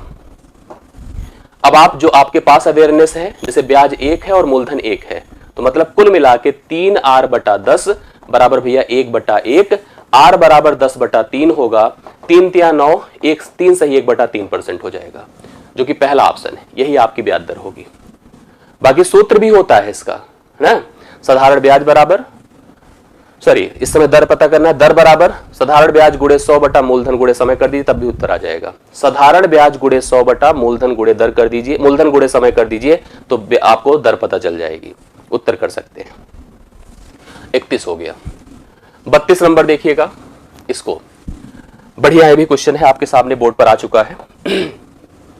कोई धनराशि 4 साल में 20,720 तथा 6 वर्षों में 24,080 रुपए हो जाती है, तो वह राशि मतलब मूलधन और साधारण ब्याज की दर बताओ हमें क्या थी। मेरी बात सुनिए, साधारण ब्याज हर साल समान होता है। मतलब जो पहले साल ब्याज मिलेगा वही दूसरे, वही तीसरे, वही लगातार आपको वही ब्याज मिलता रहेगा। ब्याज कभी बढ़ता घटता नहीं साधारण में। चक्रवृद्धि में हर साल ब्याज अपडेट होता रहता है, साधारण में ब्याज आपको हर साल सेम मिलता है। चलिए इस प्रश्न को ध्यान से देखिए कैसे किया जाएगा। हमारे पास एक पैसा था, मैंने इसको निवेशित किया 4 वर्ष के लिए। यह पैसा मेरा कह रहा है 20,720 हम हो गए हैं। अब कैसे हो जाता है? बढ़ता है, मतलब हमारे मूलधन में कोई ब्याज जुड़ता है तो होता है, ऐसे थोड़ी हो जाता अपने मन से। यस, जबकि 6 साल में यह पैसा हमारा कितना हो रहा है? 6 वर्ष में 24,080 रुपए हो जा रहा है। मतलब 4 साल में 20,720, जबकि 6 साल में 24,080 रुपए हो जा रहा है। आप मुझे बताइए कि यहां पर यह गैप कितने साल का है? आप कहोगे सर 2 साल का है। तो भैया इस 2 वर्षों में आपको कितना ब्याज बढ़ता दिख रहा है? ब्याज बढ़ रहा है, 8 से 2 6 हुआ, देखते जाइएगा कहीं गलती हो तो मेरे 10 से 7 3 हुआ, 3,360 रुपए 2 साल में हुआ है। जबकि आप सोचो कि यह चेंज 4 साल में हुआ था, जो पहला परिवर्तन हुआ था वह 4 साल में हुआ था। अगर 2 साल में इतना है तो 4 साल में डबल कर दीजिए, 0 2 छंग 12, 2 तिया 6 7, 2 तिया 6, 6,720, 6,720 जुड़ा होगा तब जाकर के कहीं ये प्राप्त हुआ होगा। तो अगर मुझे मूलधन निकालना है ना, तो मैं लिखूंगा 20,720 में से 6,720 घटा दूं, 0 0 0 4 1, 14,000 हमारा मूलधन रहा होगा। बट प्रॉब्लम यह है कि 14,000 2 जगहों पर है, तो 2 ऑप्शन तो खत्म हो गए। हम तो बड़ी उम्मीद से इनके पास आए थे कि 14,000 एक जगह होता तो मेरा काम हो जाता। ठीक है, मतलब हमारा पैसा 2 साल में इतना हो रहा था, सॉरी 4 साल में इतना हो रहा था, 6 साल में इतना हो रहा था। मैंने कहा यार ये 2 साल का जो गैप है वो कितना चेंज दे रहा है? इतना। तो यही चीज 4 साल में कितना होगा? इतना। ऐसा मैंने क्यों सोचा? क्योंकि मुझे पता था कि मेरा मूलधन इतना बढ़ करके इतना हुआ है, तो मेरा मूलधन एक्चुअली 14,000 रहा होगा। अब ब्याज दर निकालना है तो भी आप लोग आराम से कर सकते हैं, वही जैसे भी पढ़ के आए हैं। आपके पास ब्याज है, आपके पास मूलधन है, आपके पास समय है, दर ही नहीं है। तो दर अगर R% है, जो कि R/100 होता है, तो R/100 गुणे आप 4 कर दो, क्योंकि 4 साल का समय है। तो भैया यह R/25 होगा, यह ब्याज होगा और यह मूलधन होगा। लिखो R/25 बराबर ब्याज कितना है? 6,720 बटा मूलधन कितना है? 14,000। ठीक, एक कट गया यहां से, और आप इसको सॉल्व करिए R का मान निकालने के लिए। तो यह 25 गुणा होकर 14,100 से भाग होगा, 1400 से भाग होगा। आप उत्तर बता सकते हैं, देखिए कितना हो जाएगा बताइए। ऐसे भी इसको डिवाइड कर दीजिए, 25 पंचे 125, 25 छक्के 150। अब देखो कितना जाएगा, 56 से एक बार और 2 बार, मेरे ख्याल से 12% आ रहा है। तो 12% इस प्रश्न का और 14,000 यही मूलधन है। ठीक है, 12% और कितना आ रहा है 14,000। ये इस प्रश्न का हल है, सी ऑप्शन राइट सोल्यूशन है। तो 32 हम लोगों ने अभी का डन कर दिया है। 32 प्रश्न आपके हल हो चुके हैं अभी तक के हिसाब से। यस, मेरी बातें समझ पा रहे हैं आप लोग? किसी को डाउट हो रहा है तो बता दे, चीजें क्लियर हैं। 32 नंबर हम लोग फाइनल कर चुके हैं। अगला देखिए 33 नंबर आ गया है, जो कि कह रहा है कि हमारे सामने प्रश्न है कि निश्चित राशि पर 12.5% की दर से 2 वर्ष को चक्रवृद्धि। अब चक्रवृद्धि सुनिए, चक्रवृद्धि और साधारण में अंतर होता है, क्योंकि चक्रवृद्धि ब्याज हर साल अपडेट होकर के बनती है, साधारण हर साल समान रहता है। कह रहा निश्चित ब्याज की दर पर 12.5% की दर से 2 वर्ष के चक्रवृद्धि ब्याज और साधारण ब्याज का अंतर 45 रुपए है। हमसे पूछा गया है कि वह राशि बता दो, वह मूलधन क्या है। पूरी बात सुनिए। हम आपको अगर टेक्निकल इसका बताना शुरू कर दें तो आप कहोगे सर अब रहने दो। क्यों? क्योंकि आपने पढ़ा ही नहीं मेरे से। अब हम यहां पर कहेंगे कि एक जो कॉमन मेथड जनरली सबको पता होता है कि 2 वर्ष के साधारण तथा चक्रवृद्धि ब्याज का जो अंतर होता है, 2 वर्ष के साधारण तथा चक्रवृद्धि ब्याज का अंतर PR²/10,000। ये अक्सर फार्मूला आपने पढ़ा होगा। एक बात और दिमाग में रखिए, एक साल में साधारण और चक्रवृद्धि ब्याज में कोई अंतर नहीं होता। पहले साल का साधारण ब्याज उसी के चक्रवृद्धि ब्याज के बराबर होता है, दूसरे साल से यह परिवर्तन होने लगता है। अब सुनिए, अंतर हमको 45 दिया है, मूलधन हमको नहीं पता है, ब्याज दर 12.5 है, इसका होल वर्ग होगा बटा 10,000 होगा। अब आपको P का मान निकालना है, तो भैया 45 हो गया बराबर P गुणे 12.5 गुणे 12.5 बटा 10,000 है। इवन इस दशमलव हटा दूं, एक शून्य बढ़ेगा, ये और हटा दूं तो एक शून्य और बढ़ जाएगा। अब यहां से मुझे जब P निकालना होगा ना, तो मैं क्या करूंगा, पहले तो इसी को काटने पीटने का प्रयास करूंगा कि 45 ही मेरा कट जाए। जैसे 5 9 45 होता है, ठीक है, 5 25 में इतना होता है, 25 चौके 100 होता है, ये देखिए 2 शून्य बढ़ जाएगा, 25 पंचे 125 होता है, और फिर देखिए 25 1 के 25, 15 25 छक्के 150, 1600 हो गया। 5 से फिर डिवाइड कर दीजिए, 5 दूना 10, 5 तिया 15, 5 320 हो गया। इसको गुणा कर देंगे तो 2880 रुपए आ जाएगा। 2880 गुणा करिए, 9 0 0, 9 दूना 18, 9 त्रिक 27, 1 28, मतलब P का मान 320 गुणे 9 हो गया, 9 0 0, 9 दूना 18, 9 त्रिक 27, 1 28, 2880 रुपए। मतलब PR²/10,000 का रूल जो होता है, जनरल जो कॉमन होता है, उसको मैंने यहां पर कहा कि आप अप्लाई कर दो। बहुत कंफ्यूज मत हो, अपने आप को ना करो। 45 बराबर P गुणे 12.5 गुणे 12.5 बटा 10,000 था, दोनों के दशमलव हटा के 2 शून्य बढ़ा दिए और उस हिसाब से मैंने P का कैलकुलेशन किया, तो 33 नंबर आपका डन हो चुका है। 33 नंबर, बातें समझ पा रहे हैं? अब हम अगले प्रश्न पर बढ़ते हैं। अगला प्रश्न आपके सामने आ रहा है, और क्या क्वेश्चन है जल्दी से देख लीजिए आप लोग, फटाफट बता दीजिए। ये देखिए प्रश्न पूछा गया है, चक्रवृद्धि ब्याज की 8/1/3 वार्षिक ब्याज दर पर, 8/1/3 वार्षिक ब्याज दर पर 1728 कितने वर्षों में रुपए 2197 हो जाता है। एक्चुअली चक्रवृद्धि ब्याज से पहले ध्यान सुनिएगा, कोई हमारे पास एक धनराशि है जो कि 2197 रुपए हो जाता है, तो हम जानते हैं कि हमारा एक निवेश होता है जिसको आप मूलधन कहते हैं, एक ब्याज की दर होती है जिसे R% पर एनम कहते हैं, एक समय होता है जो कि आप मान लो T या N कहते हैं, और हम फाइनली एक अमाउंट प्राप्त करते हैं जिसे चक्रवृद्धि मिश्रधन कहते हैं। इसको निकालने का जो मेथड होता है यह होता है कि amount is equal to P 1 + R/100 to the power n होता है। ठीक है, ये बहुत बर्बल क्वेश्चन है, अगर देख करके इसको बताया जा सकता है।